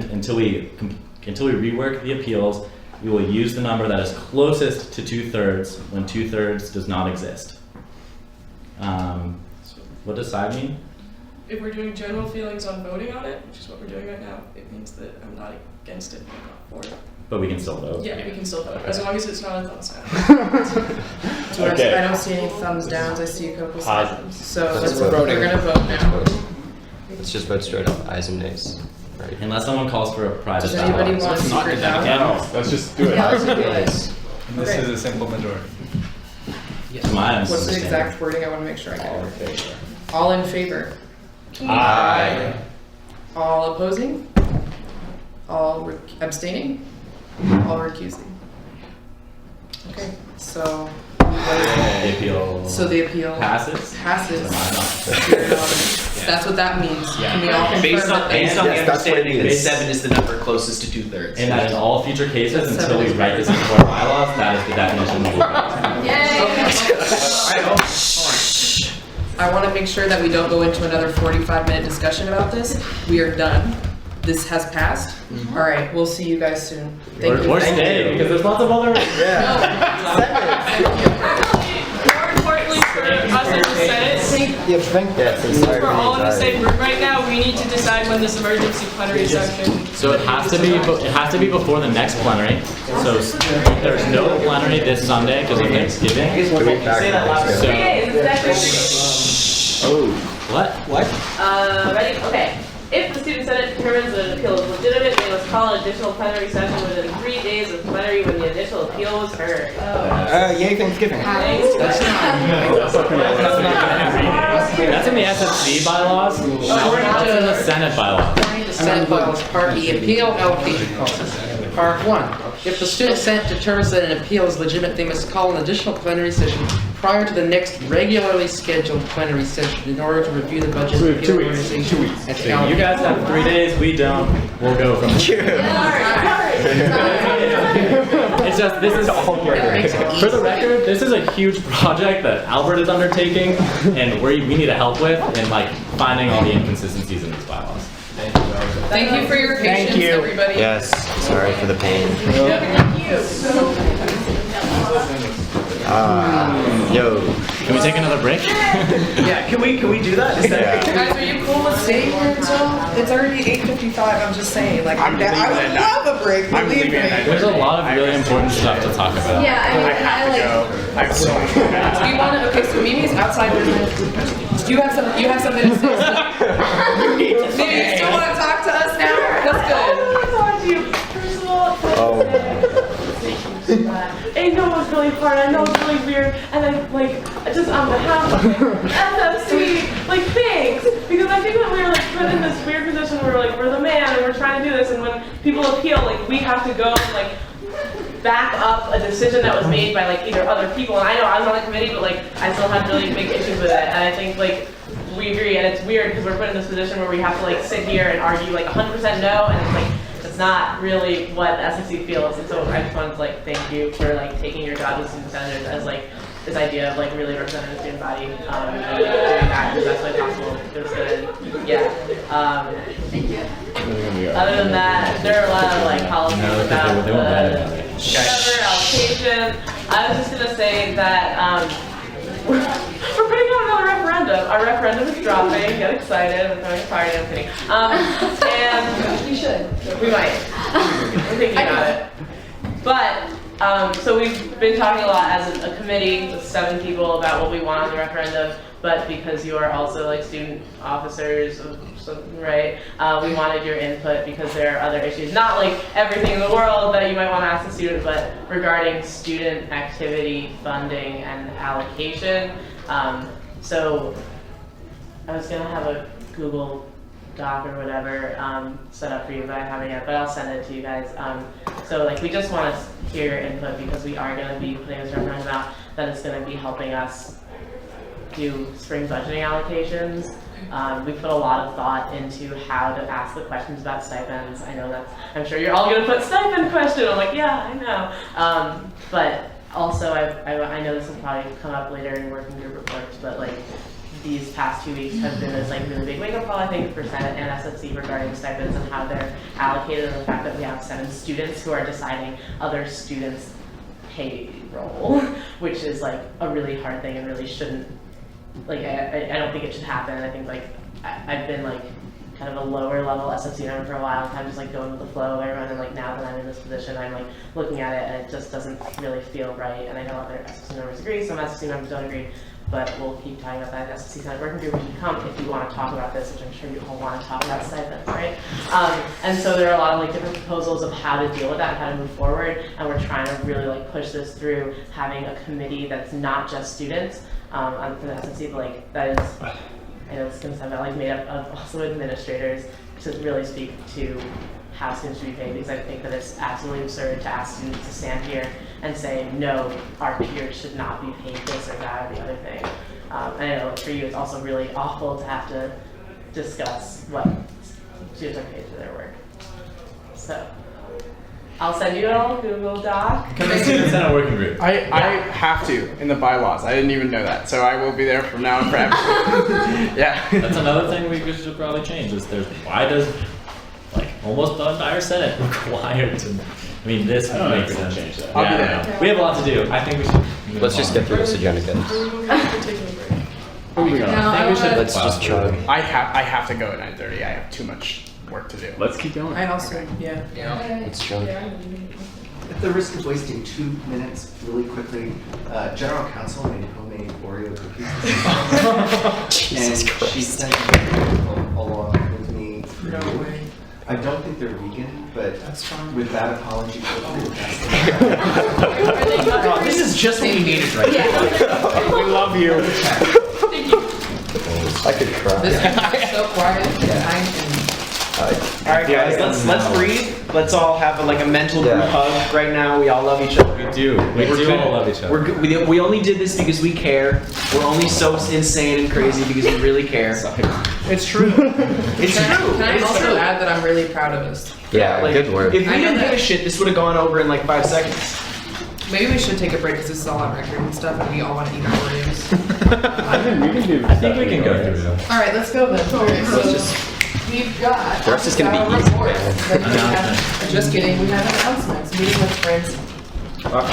Yeah, this is my announcement. So we all went to the general faculty thing or almost all of us, where Franzen gave a really awesome presentation. When I asked him if we could take those slides and make them available to the student body, Franzen said no.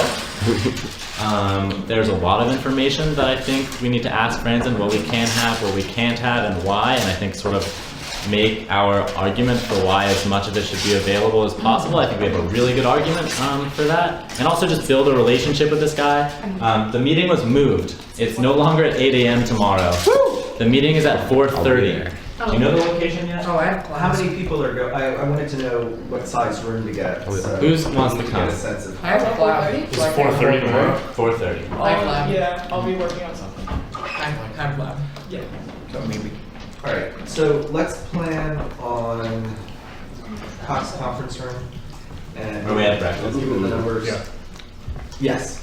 And I will confirm later this evening at 4:30. And please, I know we have so much shit to do. I know I am gonna spend a decent amount of this evening reading through the FY13 report and writing down all the questions that I have. I know it's a lot to ask, but I think if we walk in there tomorrow with some really concrete things that we want, and then also this overall idea of why we think some of this information would be useful, I think that would be awesome. Yeah. Just as a follow-up, can we make a pledge to ourselves to come in with one question at least for him? I know that's Sure. kind of silly, but can we just all make that promise to ourselves? Unless you think you don't have a good question, which is totally fair. Yeah. Oh no, I was actually I have a question for you. The OB Leaks thing, should I make this an announcements or working group reports? Because it's sort of. I'd say announcements because there's not really anything we can do right now. Okay, yeah. Can I be added to announcements? Or go. Can I actually be added to announcements? Well, yeah, you guys are added. I'm not gonna turn around. and- Zach, you can just.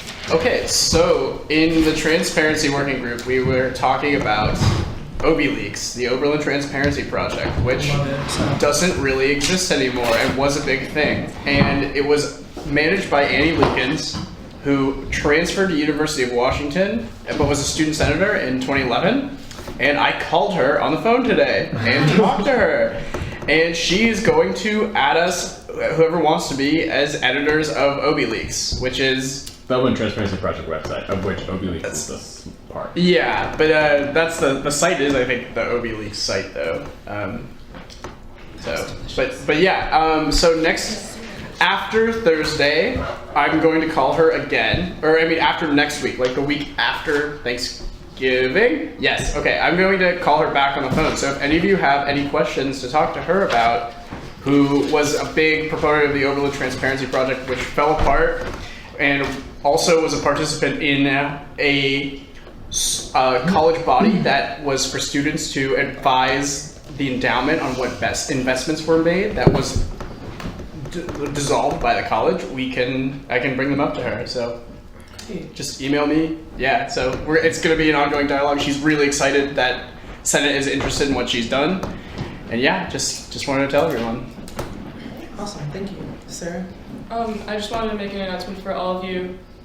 Points aren't updated for this week, but they will be by tomorrow night. I just want to remind you to check them out. You only get a week to appeal them if you get them, and these determine if you get to stay on Senate. So I just want to make sure that everyone's aware that those are both up and happening. Can you go over the thresholds again for different sanctions? So 10 points, you get a warning that's written, so that'll be by email from me. 20 points, you get another warning. 25 points, you are automatically censured. And what Does does everyone that know mean what that exactly? means? That means that we write in the review everything that you've done deserving of points, and so the entire campus is supposed to know that you are not doing your job as a senator. 30 points is when you are automatically off of Senate. You can appeal points the week that they happen. So yeah. Where can we check points? Checkpoints. On the Senate website. There's a website, and you should have also been shared on a Google Doc. Yeah, if you just go to the homepage, it just says points. You should know that. Oh, Student Senate. Oh, but are we listed? Yeah, I both sent you guys a doc, and there's a Google document. On the website, there's every reason that you can be appointed. I also sent you a doc at the beginning of semester, but this is just a reminder. It's getting towards the end of semester. I don't want those who are definitely staying on to be like surprised that these roll over semester to semester. They're here for your entire term. They roll over. They roll over. You must be re-elected to have your points disappear. So I just want to clarify that with you guys. I've been pretty lenient. Very few points have been given for not attending things like working groups. The only things that I've been really giving points for are being late to plenary and not attending general faculty or breakfast with Krizlov. Some points have been given for working groups. And What about the forum? the forum was as well, but we all all there. made it. So like nobody got points for that. Yeah. Is the steering committee listening session a pointed event tomorrow? No. Okay. So points are only for mandatory or Senate-sponsored events. Steering committee listening sessions are sponsored by steering committee. So just wanted to remind you all that those exist. Didn't want anyone to be blindsided if we get to a point when someone has to be censured, though you would have gotten 2 emails from me at that point. So yeah. Thanks, Sarah. Is there anything else that wants to be added on to announcements?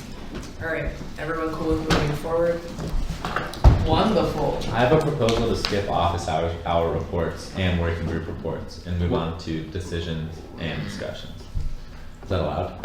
I have a counter proposal to skip office hour report, but not working group reports. Okay. I have a counter, whatever, because our office hours were really productive this week for once. Okay. So if nobody else wants to talk, I would really love if Nick and I could talk about the conversations that were started in our office hours. But otherwise, I am like absolutely fine with that proposal because I understand what you're getting at. It sounds like we can just do what we do normally, which is just like if something important happens. Exactly. So. Office hour reports? Office hour reports? Do it. Yeah, let's do it. Bang. You want to start? Yeah, I do. Or I could. There's a student, okay, Ali, obviously, y'all know. Actually, I wasn't here for what his initial presentation was, so maybe it would make more sense if you, like, took it and then I can... I mean, you know, the rest, you're actually the only one who wasn't there, I don't think. So the rest of us saw his presentation. You weren't there? Yeah. Well, you should listen to what he said. I mean, it's nothing that. Just listen to it. Yeah, I guess just listen to it. It's not it's not like imperative for what we're about to talk about, but it'll give you more insight anyway. So yes, we met with him. Do you wanna start off? Yeah, so I mean, we just sort of solidified some of the plans for something that he's organizing, and I would prefer if we didn't talk about that because I feel like that's super confidential. And like if he were here to talk about it, that'd be a different thing. But I don't want to like, since it's on record, I don't want to like go up and say like when everything he's planning is happening. You know what I'm I saying? mean, he's made it very public on his Facebook. Yeah. He's made it super public. In fact, he's made What it. if you just invited people to go look at Ollie and Mary's Facebook? I invite people to go look at Ollie Davis' Facebook. Yeah, but if we want to talk about specifics, like we were talking a whole lot about the difficulties that he's run into trying to get adequate information, and basically like sending emails to people or going in to meet with people and having them send him somewhere else, and then when he goes to the next person, they send him somewhere else, and it'll get to a point where he's talking to someone, they try to send him somewhere else. He's like, look, this has happened the past 6 times. Like somebody, like either nobody has the answer to my question or nobody's willing to give me the answer to my question. So he's getting a little frustrated, and I can't say I really blame him. But I guess, I don't know, is there anything that any of us think we might be able to help out with gathering good info? So at the same, let me just talk about some of the things that we like mentioned specifically. So like the thing I came up, or that I like thought of in response to what Ali's talking about is a multicultural recruitment position in the admissions department. And I don't know how to go about like having that instated or beginning negotiations for getting that position. Basically, his whole project is that there are not enough like students of color or low income students at this college. Therefore, what can we do to be proactive about addressing that issue? And the way that I've seen other colleges do it, is they have a person who is supposed to go and like visit certain areas that we would like to have people, that from areas that we would like represented on this campus. Right. I do not know if there's already this position. I don't know if you know that, if there's already one of these positions, or if anyone knows that. Tony Richard, because that's not his job. I don't think so. I think he's just director of admissions, right? So that's something that we can all talk about. There's, Yeah, and, the list of demands as well. Well, yeah, and those are not solidified. That was just sort of an idea that we threw out there. But I guess just adding on more specifically, he's not only talking about low-income students, black students, students of color that are coming here or that are getting accepted here. It's like we're talking about like retention, like how many end up graduating. Is the number of people that don't end up graduating proportionally higher in certain communities relative to the student body as a whole? And that's like very, very crucial data that could tell, really tell a story, and that could really be useful in backing up certain claims. But again, we're having a lot of trouble trying to get that information. Additionally, there was an article published in the Review in which both Ali and I are quoted that you guys should all read. It's not very long. Everyone should read the Review this week. Yes, a lot of Senate. It's on the front page. Yeah, both of the things on the front page are about the Senate. So you guys should read that. I myself am planning on publishing a response to it, specifically addressing the arguments laid out by, is it Deborah Shermonte? Is that how you pronounce her last name? And Ross Peacock, who are the two faculty that are quoted in there. And again, I'll let you guys read it and read my response to it, but just basically updating you guys that like this is where the conversation's going, and I invite all of you guys to read this and weigh in, because we want as much input as possible. There you go. Shouts out to Oliver, great article. I thought it was, remarkably unbiased, very detailed, and I don't feel misrepresented at all. So thanks, Oliver. Can I speak to the getting information? Yeah, absolutely.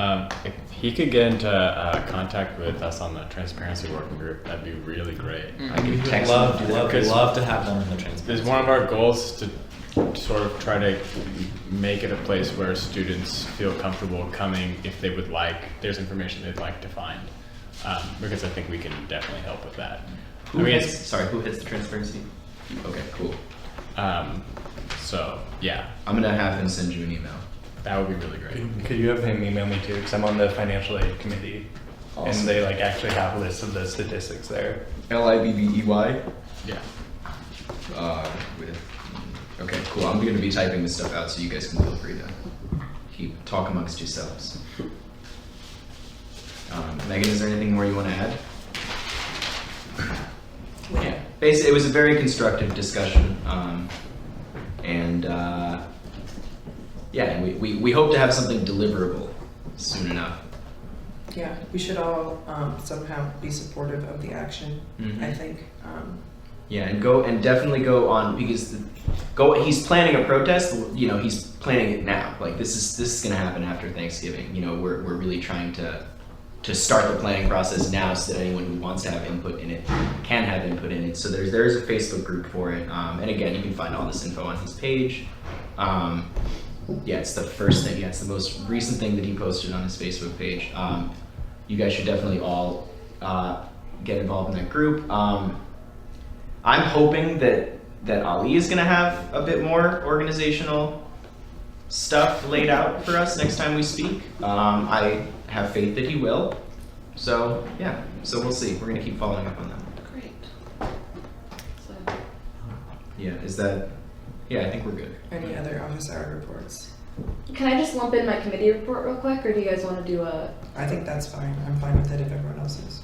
Great. All right, just because it kind of makes sense regarding this, Dean Elgren came in to talk to us about faculty diversity and how he wants to add that as like not a requirement, but another judging factor in terms of tenure track. So, impact, what is it, impact diversity or something? It's not like technically diversity, it's, interactional diversity. So like that can mean a lot of things, but like they're adding that to, we're talking about adding that to a list of considerations when talking about tenure track positions. So just wanted to say that the faculty is sort of mimicking the students right now, and we're all, working on diversity. It's a good time. Yeah. Additionally, in my committee meeting, the Equity and Diversity Committee, we drafted a letter that we're going to send to the steering committee, basically urging them to take into account diversity when talking about our finances. But one thing that they add specifically is not only more faculty of color or black faculty or what have you, but faculty that have demonstrated a commitment to these sorts of issues in the past, right? So putting your money where your mouth is, really, and not thinking about diversity in terms of like numbers and data, but thinking about like actually bringing a feeling of diversity to this campus. Yes. I think you should consider circulating that letter to student groups and to us, because I think a lot of people would sign. And yeah, so I actually brought that up. They are going to circulate it amongst faculty and staff. I brought up the idea of circulating it amongst the students and gathering signatures there, and they were not as susceptible to that as I thought they would be. So, but I'm still going to be. Why do you think that is? I don't know. I honestly don't know. We should ask, and then if they're being silly, we'll write our own letter. Yeah, I have a copy of it. Like, you're cool. We'll photocopy it, change it to someone call our own. All right. Well, don't get me kicked off the committee. Okay, I don't think they can. Okay, y'all. Any more office hour reports? Or Committee reports. Committee even, can we just work Working group I'll do some working group reports. I would just say read the transparency group minutes that I posted on the Student Senate Facebook page if you want to learn about exactly what we talked about there.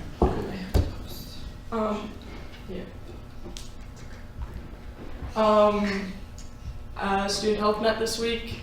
Per the usual, we had lots and lots to talk about. There's lots and lots to talk about with student health.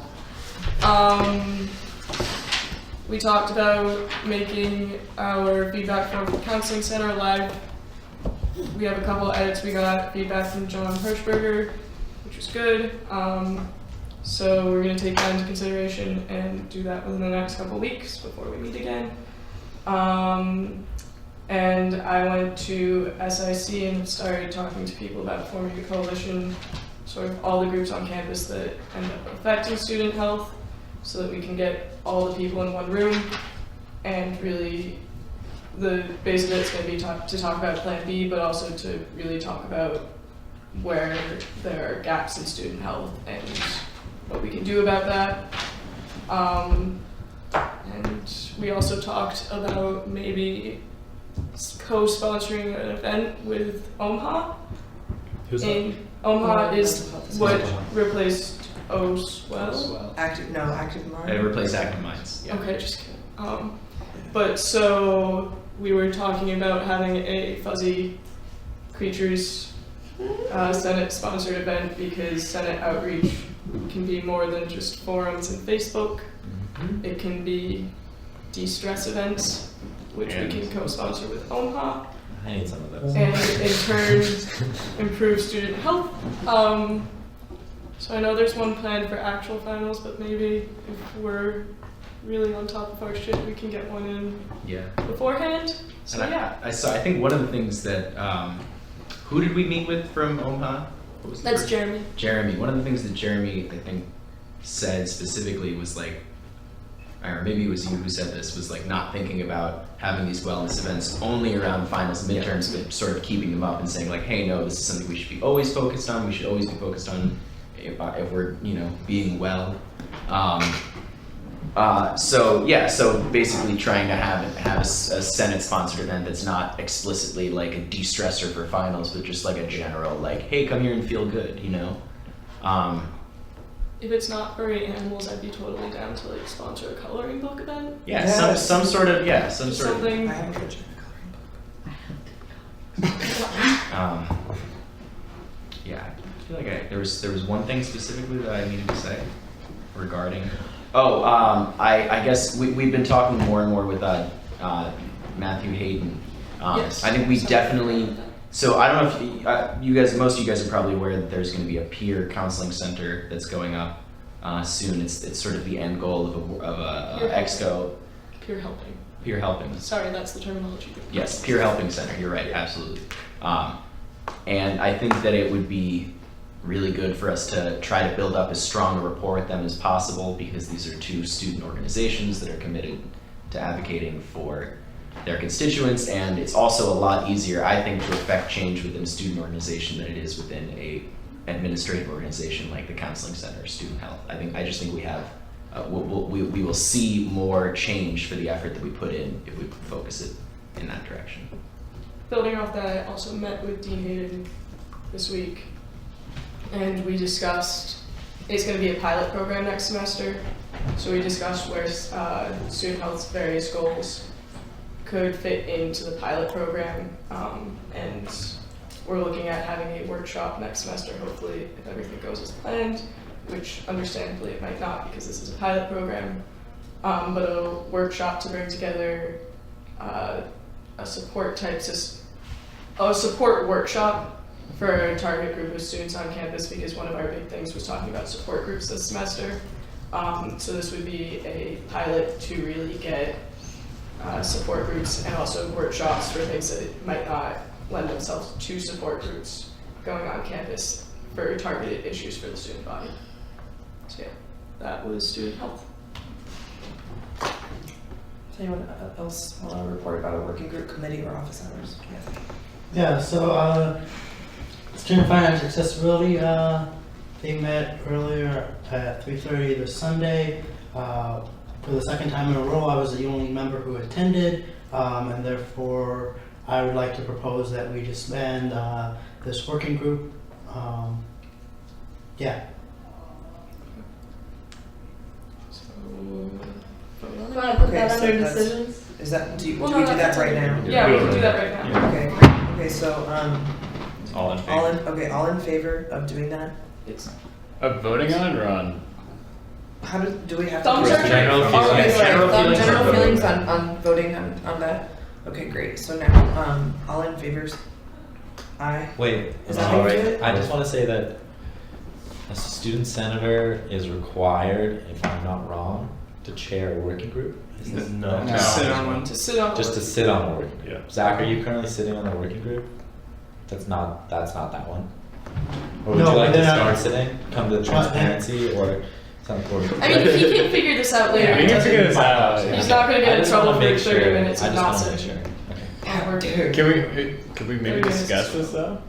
I mean, Well, I mean, If you Just want go to, forward. if that's what you. disbanding this working group? 'Cause, Oh, like, yeah, let's do it. can I say something? Absolutely. Like, I don't know if, I think maybe this is not the right approach to take. I think maybe we should take it from a different direction, try to re-examine how we're publicizing this working group, and how we're making this working group accessible, because I find it hard to believe that there aren't a lot of students who are concerned about financial accessibility on this campus. And I think that it's one of the most important issues we need to be working on. So I don't really agree with disbanding the working group yet. I mean, I think we should make sure we've exhausted all of the options before we do that. Especially since a lot of the working groups aren't publicized that well, so I don't know. I think it's a little premature to disband it. I do agree with Ben in a lot of ways. I think Zach probably could use some help. I know, like, I would love to. I can't. I can't do it. So, or Zach, someone else could share it. I mean, I know when I post things on Facebook, lots of students say they're itching to talk about it. So I think we can do this. I do wonder if we could combine the transparency and the financial aid working group. I don't know if we want to do that. I think there's I'm happy issues. for that. So is there someone else, if Zach, you don't want to continue doing it, is there someone else? Assuming, do you not want to continue doing it, even if they're being the sole chair, the sole person in charge? If we My do problem continue? isn't chairing the organization. My problem is like it doesn't make sense for like a one-person working group. Okay. Because that's effectively really what it is right now. Justin, you should be on that. But go Sorry, ahead. Justin. Okay, yeah. Well, yeah, because I'm on the financial aid committee, I'd definitely be for it. Also, I think since we're doing advertisement for all the committees, we could do the same thing for working groups. Because I don't know how people would even find out about working groups. Like, have we done anything to reach out to students about working? I'm trying. Every Facebook post I'm putting up, the review article. Okay. But we'd have to I didn't know we that. have to get out there. Like I've cited the Could be financial financial aid working group every time. But outreach in general we're gonna get to. We have like a shit ton of work. Yeah, no, I acknowledge that. I just was wondering if there was any. So what are we gonna do? I mean, can I just say one thing? A lot of our working groups are somewhat senator based, and to some extent there's only so much this body can do. It doesn't make me happy or comfortable to disband this working group, but it doesn't make me happy or comfortable that I can't work on every issue on this campus. And I know I can put no more time in. Like, I think a lot of us are at the end of our rope as far as time towards Senate and time towards our working group and time towards our committee goes. And so, like, again, it doesn't make me happy, it doesn't make me comfortable, but if our time and resources can be not necessarily better, but are being spent already on what I see are equally important issues, then I think it's good for our organization, it's healthy for us as human beings to disband this working group. Yeah, I'm inclined to agree with you, just like having been in the same position with the South Campus Working Group and recognizing that there were a lot of issues there, but that the work that we intended to do in that working group is we're still able to do that effectively outside of said working group. And for that reason, I think like if what we need to do in order to not have to disband this is I think that's asking a lot of all of us. Like you said, it is very senator based, and like I think it's asking a lot of Zach too, to like make sure that he like changes how outreach goes. Instead, maybe it would make more sense for us to like for us to make prioritize the focus of that working group moving forward when we talk about issues generally speaking. I also think we need to take into account that the person who is putting the most work in on this working group, i.e. Zach, is the one who's calling for its disbandment. So I think we should take that into account. Not only that, I want to remind everyone that there's no limit to reinstating a working group. So if, again, this is not like a permanent decision. It can be temporary. And if in 2 weeks or next semester we reassess ourselves, there seems to be demonstrated focus on this and like people will come out to it, then we can always recreate it. Go ahead. You have to pee. Vote on it if If he doesn't want to chair it, I will. Okay. But I thought the issue was not the chair thing. It's like you're down to chair it, yeah? Yeah. It's just that like this. But also there's an outreach issue here, which is like who has the time and the privilege in their life to spend a lot of time getting some students together as well. And I think if Zach Gill feels like he has the privilege and the time to really get some students who can work on this, then I say all the more power to him. And then if he can't do it, then we disband it. Okay. That's how I feel. Whatever, okay, I think, yeah, I really. It's a vote, isn't it? I hear what Nick says, which is that like ultimately, I feel like, I agree, I think it should be up to Zach to decide the future of it. If you feel comfortable handing it off to the other Zach, we can act like it never happened. Get it, cause Zach's. Funny, because we're tired. So I mean, like if you, does anyone else have anything to say other than Zach? And then you, so Ben. I was gonna say, like, I mean, it's one of the working groups that like people show a lot of interest in, honestly. And I mean, obviously, there are probably a lot of reasons why they don't end up actually participating in it, but I think we should examine that before we actually get rid of it. I know we can reinstate it whenever we want, but I think that just compounds the problem of not having like a structure set up of it meeting regularly. And so I don't think we should get rid of it. I think we should just sort of make sure that it keeps meeting regularly and maybe have more senators go to it. I don't know who else is willing to go. I'd be willing to go. Okay. But yeah. Who's next? Sarah, and then was it you or you? Zach. Zach, and then Jordan, would you? Oh, I might cut off by then, but okay. I was just gonna add on to what Nick and what Ty were saying is if our outreach gets better and we do find students who are really interested, then we can more easily form the time with them, and Zach can meet together instead of having Zach hold this multiple weeks at 3:30, you said? Yeah, it was 3:30 this Sunday. 3:30 on Sundays. Instead, we can sort of flip it and have people say, well, I can do X time and Zach can also do X time, and let's hold it then, and then Zach's not just sitting in a room by himself for an hour. Yeah. And that's just, so we can reinstate it as soon as we have student interest and students who can say, I'm committed to showing up at this time, and Zach is committed to showing up at this time. But again, it's the comfort of Zach as to how we want to do that order. Yeah.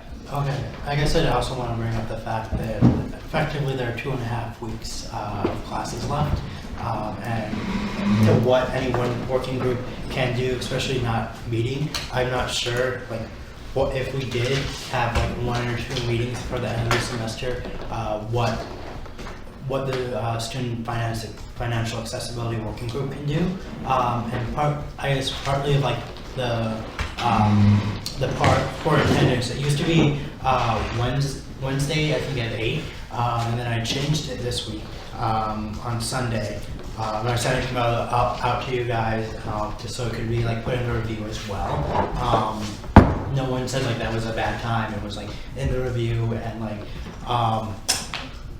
Yeah, so I guess like I'm also doubting like how much, even if someone else decided to chair it, like how much like the working group could effectively get done. Make a proposal to extend plenary until 10. No one has to stay. You get to leave. I know that's okay. If people have to go, there's a lot of important stuff left. Can we please, can people just wait a second to leave? Can we move on to committee appointments? Because we do have people who are let's do waiting those, to like, appoint real quick. committees, and it's really rude if we make them wait till for 2 weeks. We do have a proposal though that we have to vote on. Yeah, I know, So- but I'm just saying, Okay. like, Yeah. And people can leave if People they can need leave to, if- right? I don't we need wanna wait. quorum. What's up with quorum? Yeah, I don't. If no I one don't want to says do the those. word quorum, you don't need quorum. So, okay. If no one says it out loud, you don't technically need it. Wow. So I How think- many people? so I think- So everyone should No, be so the on point of quorum is that if there's a fewer senators than we've decided is quorum, which I believe is 10. Yeah. Yeah. So if there are fewer than 10 senators and it's a really controversial vote, or if it's a vote that you think like someone thinks that will be controversial, you can say quorum. But for like the regular business of Senate, if you don't have quorum and no one calls, like the point of calling quorum is to say, I think that we need more people. But if it's going to be a unanimous vote, and you know it's going to be a unanimous vote, and then no one calls quorum, and then the vote goes through. And that's how quorum works. I'm just gonna say that I think the break time support thing is really fucking important if we're actually gonna start doing any work on this. 2, I'm gonna say, just at least, I mean, the steering committee listening session tomorrow is something I'd really like to talk about with people, because I think we could have a pretty awesome presence there and recruit people for stuff like the financial aid working group, for stuff like the transparency working group, for basically all the working groups at this place. And then outreach and minutes, there's just a lot of stuff. I'm gonna stay for as long as people can stay to talk about these issues. But if people need to leave, obviously, you're now obviously like allowed to leave. But I'm proposing to extend it by 30 minutes. Will you then facilitate? Sure. Have I fulfilled it satisfactorily? Albert can facilitate. All right, y'all. Albert has to go. Can we pause the recordings? But we still need to vote. Oh, I'm so sorry. There's I'm so wait, sorry. It's okay. So can you, All in favor of extending plenary by 30 minutes? Oh, that. Aye. With the ability to have. Right. Everybody is. There's no. but there's another proposal. Yeah. Expand the working group. All right. Oh, right. Yeah. We do need to vote on that. Zach, can you re-propose just for the sake of? I mean, Do you want to re-propose first? Yeah. I mean, like, It's the proposal. sure, because like, there's literally only 2.5 weeks left. Like, it's, yeah. So yes. That's what I'm proposing. I'm re-proposing that we disband the student financial accessibility working group for at least this semester, you know. Okay. My bad, y'all. General feelings on voting. Yeah. All in favor? Aye. All in opposed? Nay. That's 4. Guess you win. There's a simple majority. Yeah, this is simple majority. Political victory. So what does that mean? It gets disbanded? Yeah, we're gonna make sure history. Can we go off record?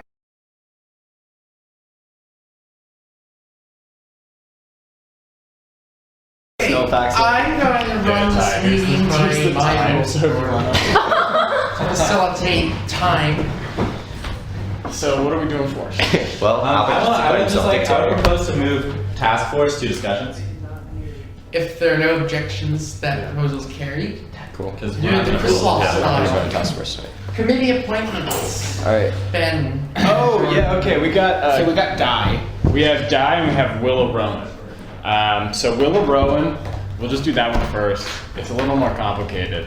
Basically, it's on.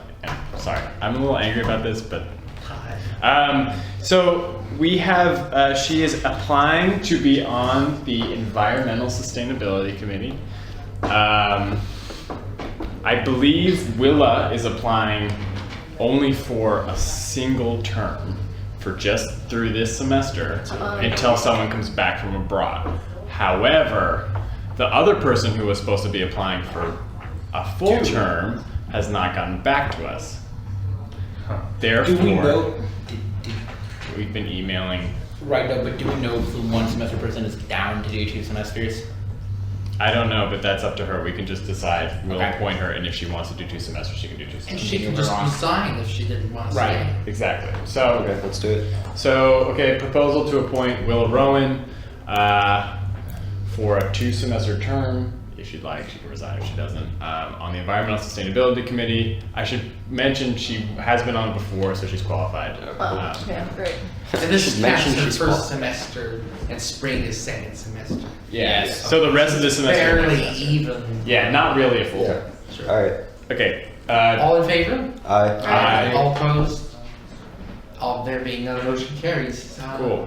She's And next. Nick should probably get in contact with her. Whatever. I'll talk to him later. So contact him. Next, we have another decision. This is a first-time applicant. Yeah. A first year by the name of Di Lee. Di is applying to be on the Anti-Sweatshop and Purchasing Committee, I believe it's Yes, called. she is completely and utterly overqualified in that she is from China and has been working with a bunch of labor NGOs there since she was like 15. She's going to be great. Yes, she is very passionate about this issue, and she has been working around labor organization in China since she was in high school. Her mother also was involved with this, which is how she became involved. She is pursuing this actively. She'll be doing a winter term around similar topics and research in Thailand this summer around similar topics.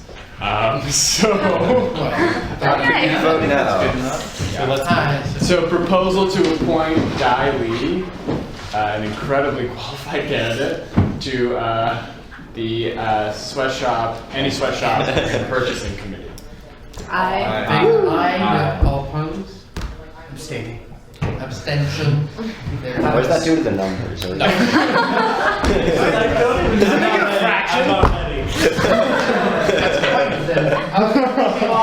To the task force for break time support, do we want to do this? I don't think we should form it right now, but think about if you want to be on it. I mean, do you want to talk? I was just going to please put the minutes up in the working group because I know people were interested. Yeah, Albert. Today I put on the website. I will put them on Facebook. Okay. Oh. We have a slight issue. What? We have some stuff that needs to be erased from the recording.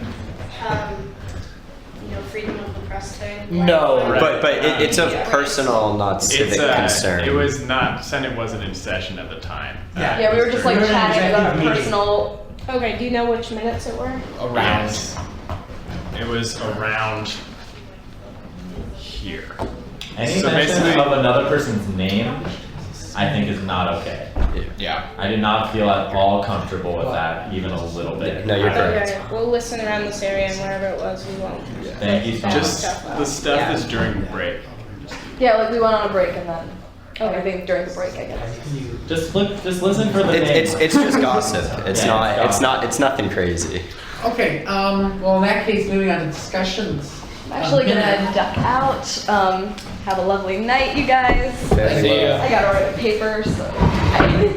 So, the minutes, this is, you wanted a brief discussion announcement, is this? Well, like, our minutes are screwed up. The SFC's minutes. For the forum? I still think they're not good enough. Like, takes a really long time to download them and they're not time spliced. And this is not your fault. I'm not saying we need to fix this right now. There are some other options we're considering. Mahmoud and I and the SFC have been talking about actually like hiring someone, like ad hocing for someone who will, As had been done in the past. right, who Richard, will be in charge of both the recorded minutes and Processing. and writing them. And right. Having both kinds of minutes because I think both are important because because someone can skim through. You can't skim through listening. I prefer having both. Can I just spitball like some ideas? Uploading them as a YouTube video, uploading that's them what as. Fearless and Loathing does. I would love to talk to Fearless and Loathing about how they do that. So we should do that. Uploading them in charge of it. to iTunes as a podcast. Podcast iTunes would as be a a good idea. podcast. Those are two ways I think that would make them easier to get. I agree downloading. Figure out right now. Yeah, those are just Evidently, ideas. someone who's got the technological background to do that and is willing to do that. I do not. As part of it. But meanwhile, I mean, I don't find that it takes long to download the huge files. There's only one that got recorded in WAV format, and I can't convert. I have no software to do it, so it's 1.7 gigabytes. Was that not the most recent one? That was like the second, maybe, or even the first one. And it was WAV. The rest are MP3, and they're all about 160 It's megabytes. okay. I mean, the Senate, we have a YouTube account, don't we? Well, you think that it kind of could be arbitrarily set up with all the Google. Yeah, accounts so that go it seems around. like we should be able to do that relatively easily. So if we could just have. So we can put you in. I'm not sure if you I think we need to hire somebody so that Senate doesn't have to deal with this type of bullshit and like we can actually do real work. Yeah, but if it's as easy as uploading to YouTube and taking notes of the minutes when we discuss things, then there's no need to waste money. I don't know if it's that simple because I also don't know if you can upload MP3 files to YouTube that easily. Oh yeah, you might Let's talk to Fearless and So we will talk to Fearless and Loathing, and then we'll evaluate from Well, we there. could talk to them Yeah, right we now. get. How do you put our minutes that you record on YouTube?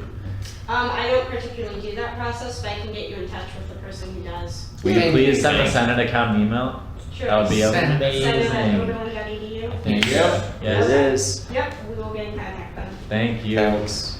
Cool. Okay, next item, steering committee listening sessions. Who's going? Me again. Who's I'm gonna go. Well, I'm going. Oh, Free wait. pizza? What time is that? Tomorrow at noon. At noon? Maybe. Yeah, okay. What we're room gonna- was that? Do I finish my That's take-home the- tabs? I don't know. That's the list of friends. Yeah. Need to Oh, go it's got see. so much work.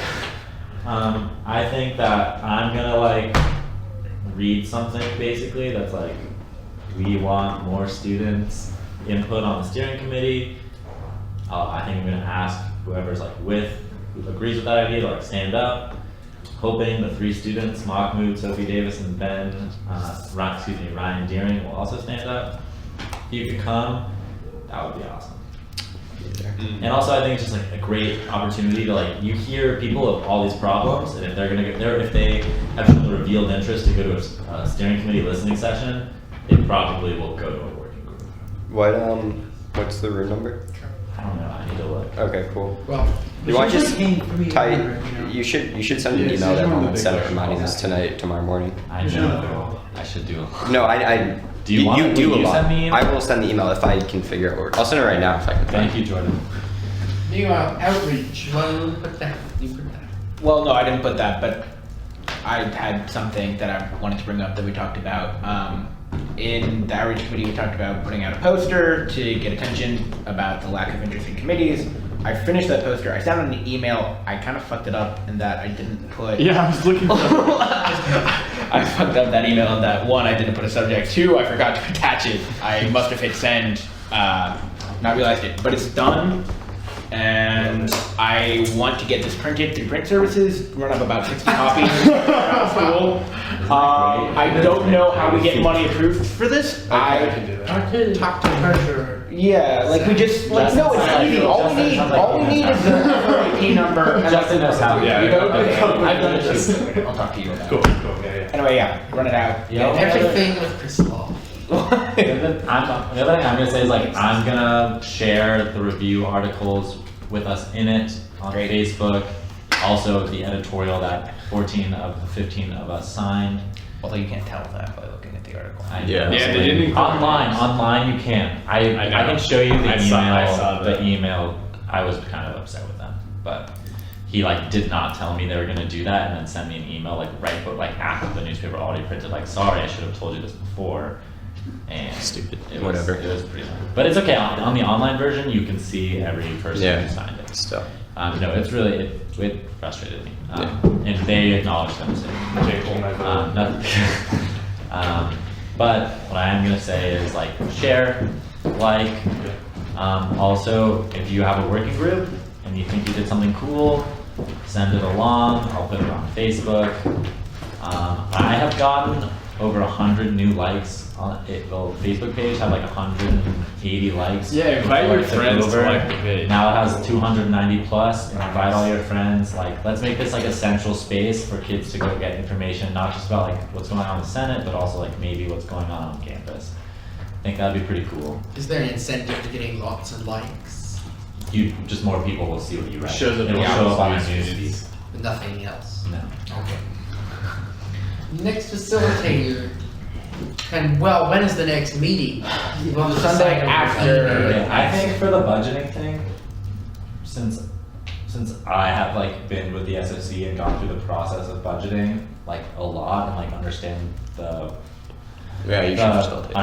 the operations with which the SFC votes on budgets, I think it would be pretty useful if I facilitated that plenary. Great. Okay. Is that the next special session? It's a special Wait, session. special session. Oh, special session. Do we even know when that's gonna be? No. No. We have Probably the week. I don't. The week we get after, back. The week we get back. But like during the week. Yeah. Week okay. Should we just send out a when is good for that then? Yeah. So you had something to say first. Yeah, I think given the calendar that we should try to meet the Sunday after Thanksgiving if at all possible. But maybe if possible. If people are not back. Yeah, I think as long as we can get 10 members to go, I think we should proceed. I would much rather do it on Monday or Tuesday or Wednesday or Thursday or Friday or Saturday when we're all back. He has a good point, because then if we have our next regularly scheduled plenary Sunday after Thanksgiving, then we have to get in. Right, so we shouldn't special have that. session. Yeah, so we should not wait. have plenary. We should wait. There, I was saying you could even put it immediately before Plenary? the regular time. So at 6 o'clock. Oh, 6 to 7. That's an interesting idea. You think it's just going to take an hour? But No. it's not going to take that Straw long. poll. How many people here plan on being here on that Sunday? Thanksgiving Sunday? Like really late. I don't think I'll be in time. I'm not sure though. I need to look at my flights again. I think I get back. I don't. If anyone needs I feel kind of to comfortable having it without like a good amount of Sundays. We didn't have a plenary the last time we were coming back from a break like this on that Sunday. So I think we should just hold to the precedent and have the special SFC plenary sometime between anytime that week before the Sunday, whatever works for a bunch of people. So could someone create like a when is good for the entire week? I've never made a one is good at all. Someone Teach who's myself never to done right it. now. And perhaps do it with the half-hour increments because Half-hour increments. a lot of things in the afternoon are start at 1:30 and are offset by the half-hour. So I know a lot of Wednesdays it's like, well, I can't do 4 because I have things that start 4:30 3 days a week. Okay, And like I'll 5 meanwhile is also shot We'll either try my 5:30 best. or D3. Zach, you want to say something? This costs money? No. Okay. So I think Why is this so pricey? if we really, when's the last day of classes? Is that the 19th? December 20th No, is the not last day of 19th. reading. 19th is the last day of reading period. No. Sorry. 21st is 21st is the last final. 21st is the last final.